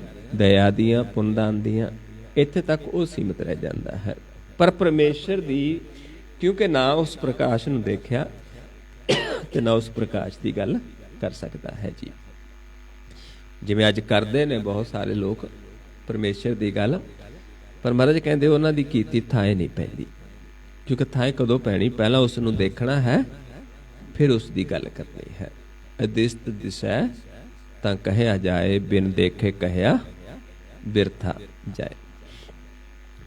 ਹੁਣ ਸਮਝਾਉਂਦੇ ਨੇ ਆਪਾਂ ਨੂੰ ਵੀ ਜਦੋਂ ਅਸੀਂ ਫਿਰ ਗਿਆਨ ਲੈ ਕੇ, ਗੁਰ ਲੈ ਕੇ, ਇੱਕ ਦ੍ਰਿਸ਼ਟ ਹੋ ਕੇ ਇੱਥੋਂ ਪ੍ਰਵੇਸ਼ ਕਰ ਜਾਂਦੇ, ਫਿਰ ਸਾਨੂੰ ਉਹ ਸੁਣ ਦਿਸਦੀ ਹੈ ਜਿਹੜੀ ਸੁਣ ਜਦੋਂ ਹਾਲੇ ਸ੍ਰਿਸ਼ਟੀ ਨਹੀਂ ਸੀ ਸਾਜੀ, ਜਦੋਂ ਹਾਲੇ ਪੌਣ ਨਹੀਂ ਸੀ ਪੈਦਾ ਹੋਇਆ, ਪਾਣੀ ਨਹੀਂ ਸੀ ਪੈਦਾ ਹੋਇਆ, ਅਗਨ ਨਹੀਂ ਸੀ ਪੈਦਾ ਹੋਈ, ਜਦ ਸਿਰਫ ਇੱਥੇ ਨਿਰੰਕਾਰ ਹੀ ਨਿਰੰਕਾਰ ਸੀ, ਜਿਸ ਨੂੰ ਆਦਿ ਸੱਚ ਗਿਆ ਹੈ ਗੁਰਬਾਣੀ ਦੇ ਵਿੱਚ। ਉਹ ਆਪਾਂ ਨੂੰ, ਕਿਉਂਕਿ ਇਹਦੇ ਵਿੱਚ ਪੌਣ ਮਿਲ ਗਈ, ਪੌਣ ਦੇ ਵਿੱਚ ਪਾਣੀ ਹੈ ਤੇ ਪਾਣੀ ਦੇ ਵਿੱਚ ਅਗਨ ਹੈ, ਤੇ ਇੱਥੇ ਧੁੰਦਲਾ ਹੋ ਗਿਆ। ਫਿਰ ਜਦੋਂ ਆਪਾਂ ਗੁਰ ਲਾਉਂਦੇ, ਜੁਗਤੀ ਲਾਉਂਦੇ ਹਾਂ, ਜੁਗਤੀ ਨਾਲ ਕੀ ਹੁੰਦਾ ਕਿ ਪੌਣ ਅੱਡ ਹੋ ਜਾਂਦੀ ਤੇ ਨਾਮ ਅੱਡ ਹੋ ਜਾਂਦਾ ਹੈ। ਪੌਣ ਸਰੀਰ ਤੱਕ ਸੀਮਿਤ ਰਹਿ ਜਾਂਦੀ, ਮਨ ਸਾਡਾ ਨਾਮ ਨੂੰ ਦੇਖਦਾ ਹੈ, ਪ੍ਰਕਾਸ਼ ਨੂੰ ਦੇਖਦਾ। ਫਿਰ ਉਹ ਨਿਰੋਲ ਪ੍ਰਕਾਸ਼ ਜਿਹੜਾ ਆਦਿ ਦੇ ਵਿੱਚ ਸੱਚ ਸੀ, ਉਹ ਸਾਨੂੰ ਇੱਥੇ ਦਿਸਣਾ ਸ਼ੁਰੂ ਹੋ ਜਾਂਦਾ ਹੈ। ਉਸ ਨੂੰ ਚੌਥੀ ਸੁਣ ਕਿਹਾ ਹੈ। ਉਸ ਨੂੰ ਆਪਾਂ ਜੁਗਤੀ ਨਾਲ ਦੇਖ ਸਕਦੇ ਹਾਂ। ਇਸ ਕਰਕੇ ਮਹਾਰਾਜ ਸਮਝਾਉਂਦੇ ਨੇ ਆਪਾਂ ਨੂੰ ਵੀ ਇਹਨੇ ਆਹ ਸੁਣ ਦੇਖ ਲਈ ਚੌਥੀ, ਉਹ ਫਿਰ ਉਹਦਾ ਹੀ ਰੂਪ ਹੋ ਜਾਂਦਾ ਹੈ। ਕਿਉਂਕਿ ਜਦੋਂ ਜੋਗੀਆਂ ਦੇ ਨਾਲ ਵਿਚਾਰ ਚੱਲਦੀ ਸੀ ਤੇ ਜੋਗੀ ਕਹਿੰਦੇ ਬਈ ਸੁਣਨਾ ਦੀ ਗੱਲ ਸਾਰੇ ਕਰਦੇ। ਗੁਰੂ ਨਾਨਕ ਸਾਹਿਬ ਜੀ ਕਹਿੰਦੇ ਬਈ ਅੰਦਰ ਸੁਣਨਾ ਇੱਕ ਬਾਹਰ, ਕਹਿੰਦੇ ਅੰਤਰ ਸੁਣਨਗ ਬਾਹਰ ਸੁਣਨਗ ਤ੍ਰੈ ਭਵਨ ਸੁਣ ਮੁਸੁਣਨਗ। ਵੀ ਤ੍ਰੈ ਭਵਨਾਂ ਦੇ ਵਿੱਚ ਵੀ ਸੁਣ ਹੈ ਤੇ ਇੱਕ ਅੰਦਰ ਸੁਣ ਹੈ, ਬਾਹਰੀ ਸੁਣ ਤੇ ਉਹ ਅੰਦਰ।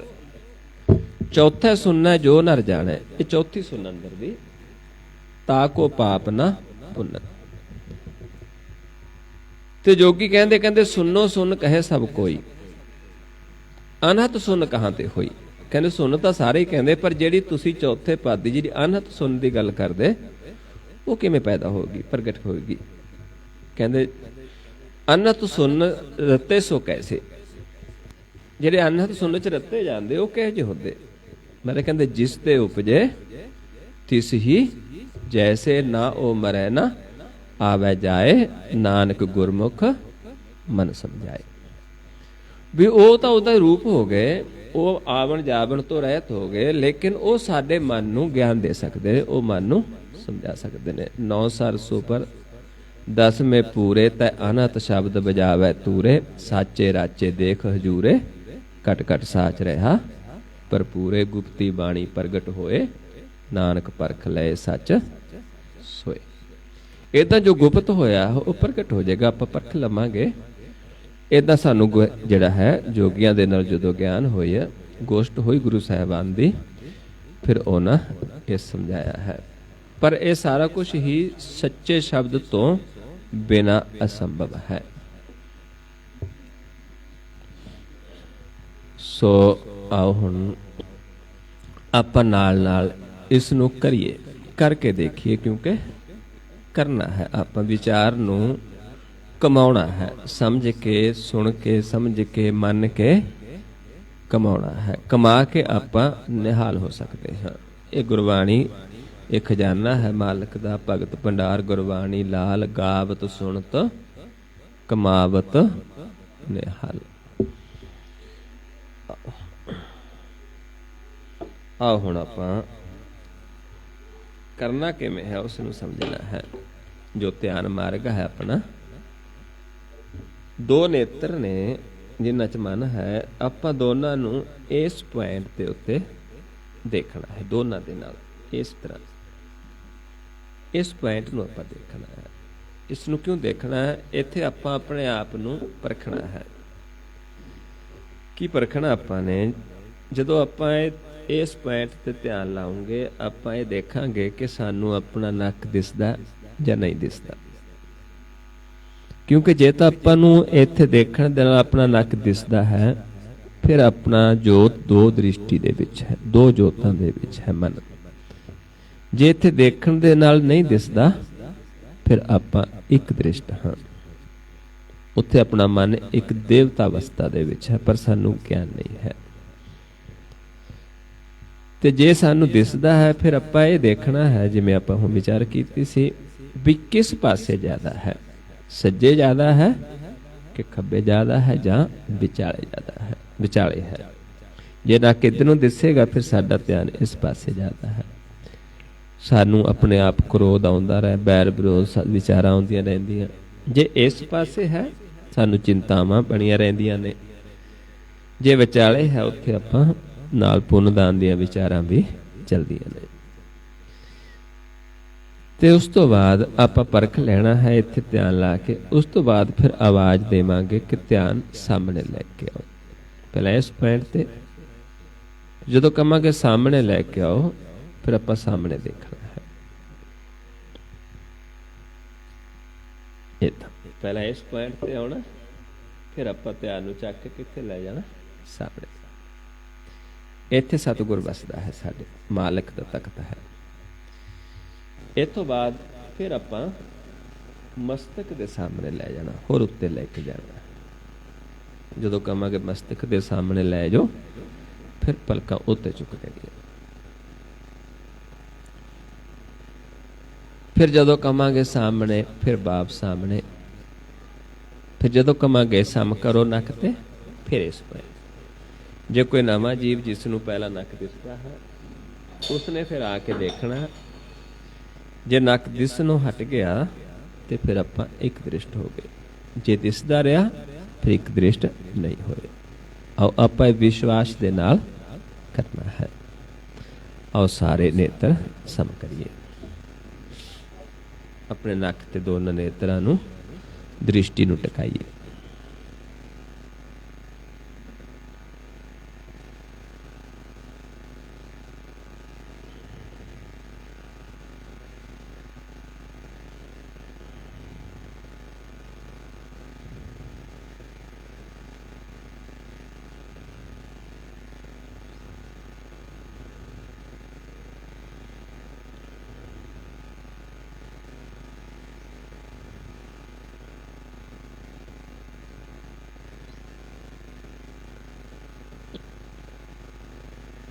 और सामने देखिए, सामने लेके आओ ध्यान।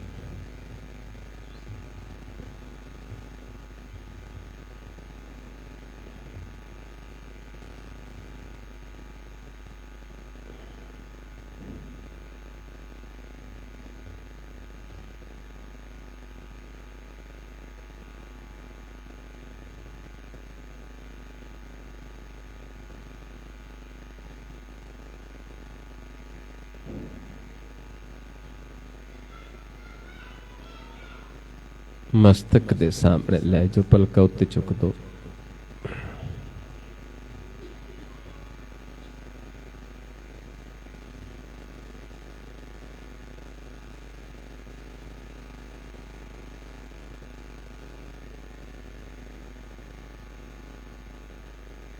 फिर सामने लेके आइए।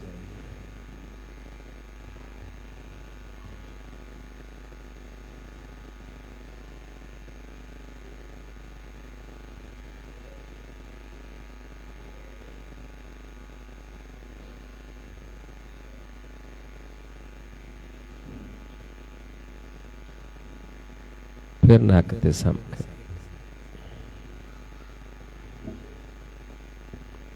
ਤੇ ਜੇ ਕਿਸੇ ਨੂੰ ਪਹਿਲਾਂ ਦਿਸਦਾ ਸੀ ਤੇ ਹੁਣ ਇਹ ਦੇਖਣਾ ਹੈ ਕਿ ਨੱਕ ਦਿਸਣੋਂ ਹਟ ਗਿਆ। ਜੇ ਹਟ ਗਿਆ ਤੇ ਆਪਾਂ ਇੱਕ ਦ੍ਰਿਸ਼ਟ ਹੋ ਗਏ, ਜੇ ਦਿਸਦਾ ਹੈ ਫਿਰ ਆਪਾਂ ਇੱਕ ਦ੍ਰਿਸ਼ਟ ਨਹੀਂ ਹੋਏ।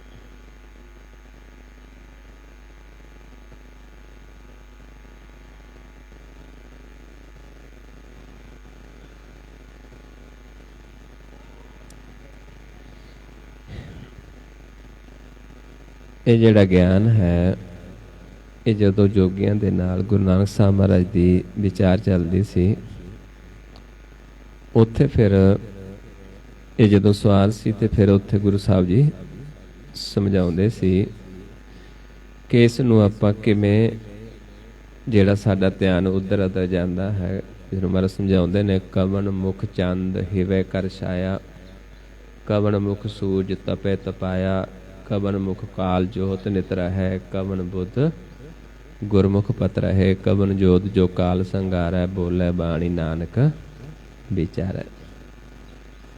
ਵੀ ਕਿਸੇ ਦੇ ਸੱਜੇ ਪਾਸੇ ਇਸ ਪਾਸੇ ਤਪਦਾ ਹੈ, ਕਿਸੇ ਦਾ ਇਸ ਪਾਸੇ ਤਪਦਾ ਹੈ, ਕਿਸੇ ਦਾ ਗੁਰਮੁਖ ਨੂੰ ਬੁੱਧ ਹੈ, ਉਹ ਇਸ ਤੋਂ ਬਚਿਆ ਰਹਿੰਦਾ ਹੈ। ਤੇ ਸਾਰਾ ਕੁਝ ਕਿਵੇਂ ਹੁੰਦਾ ਹੈ, ਇਸ ਤੋਂ ਆਪਾਂ ਕਿਵੇਂ ਨਿਕਲ ਸਕਦੇ ਹਾਂ? ਮਤਲਬ ਕਹਿੰਦੇ ਸ਼ਬਦ ਭਾਖਤ ਸਸ ਜੋਤ ਅਪਾਰਾ।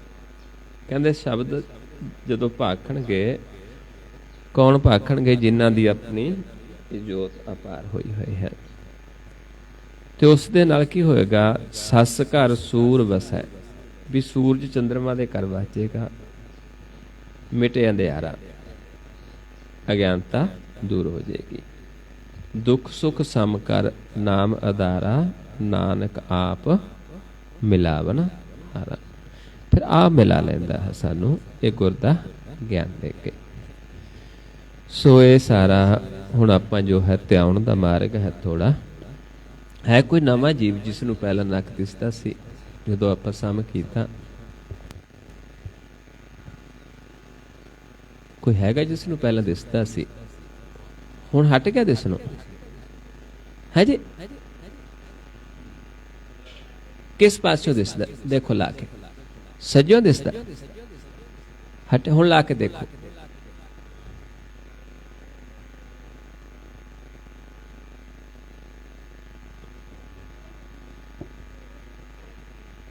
ਹਾਂ, ਇਹ ਨੇਤਰ ਆਪਣਾ ਤੁਹਾਡਾ ਇਸ ਪਾਸੇ ਧਿਆਨ ਸੀ, ਇਸ ਨੇ ਆਪਣੇ ਨੇ ਇਸ ਵਿੱਚ ਆ ਜਾਣਾ, ਸਮਝ ਗਏ ਨਾ?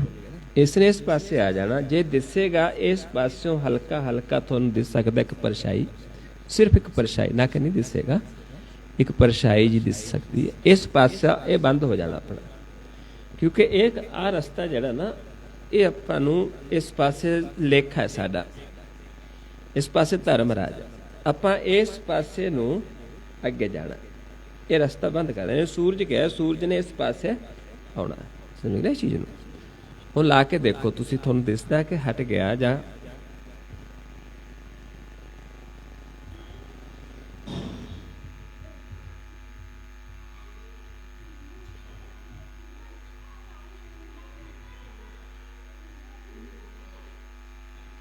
ਨਹੀਂ? ਆਪਾਂ ਫਿਰ ਦੁਬਾਰਾ ਲਗਾ ਲੈਂਦੇ ਹਾਂ, ਹਟ ਗਿਆ ਕਿ ਦਿਸਦਾ? हाँ जी, हाँ जी, कोई नहीं, इस नूं आपां होर अभ्यास करते हैं। इसने सारा इस पासे आउणा, बस इन्ना ही खेड़ा। जदों ये जोत इस पासे आ गई, फिर अपना ध्यान मार्ग चलना, फिर आपां ध्यान दा किवें ध्याना वो समझ लो।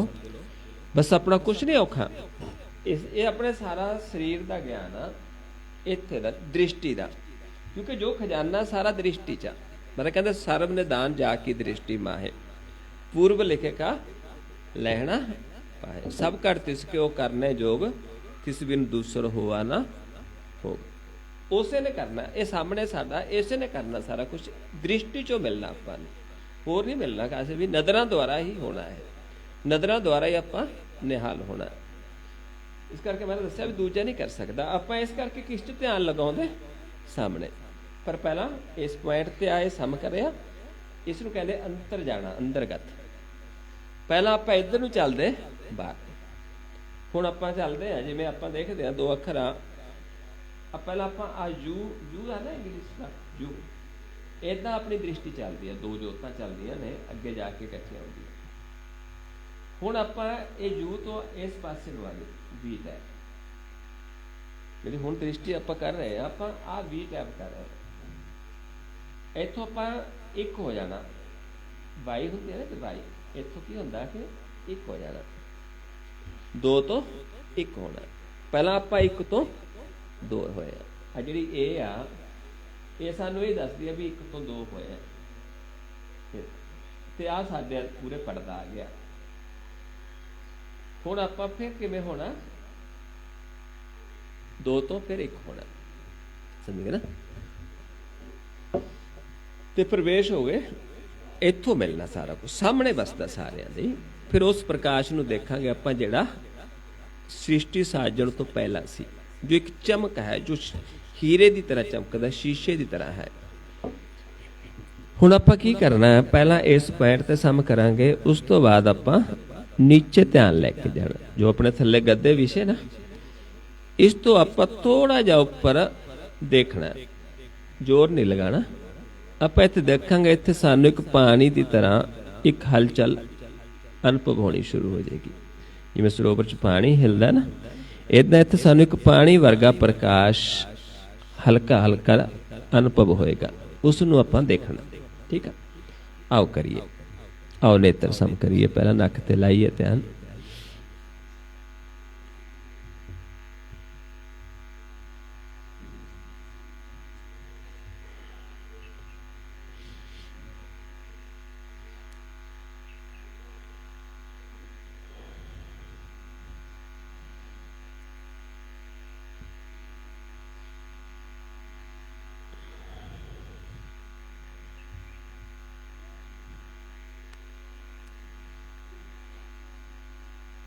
नीचे ले जाओ ध्यान, बिल्कुल रिलैक्स, जो गद्दे विषय ना, इस तो आप थोड़ा जा ऊपर देखना,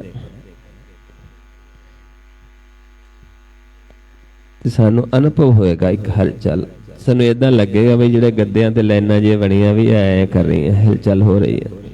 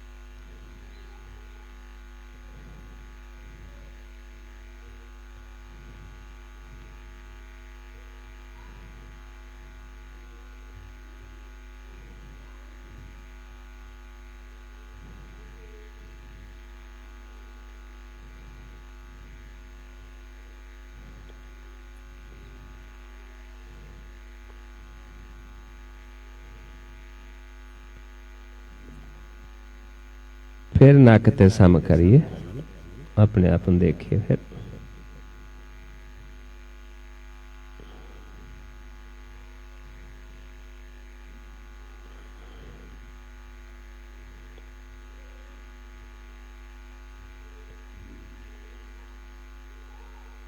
फिर नीचे ले जाओ,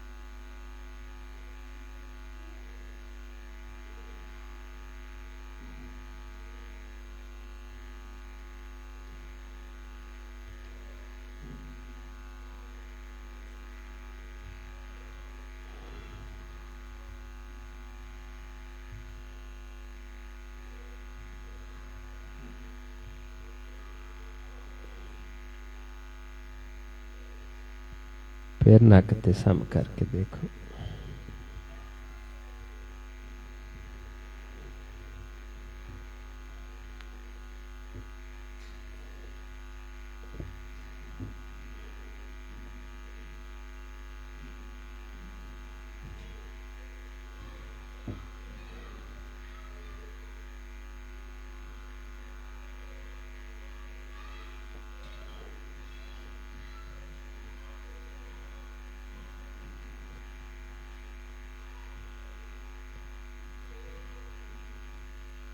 वाहिगुरु जी का खालसा वाहिगुरु जी की फतेह। सो इस तरीके दे नाल जदों आपां दो पॉइंट ही आपां करने हुंदे आ, इसनूं कहदे आ मन दा निवणा।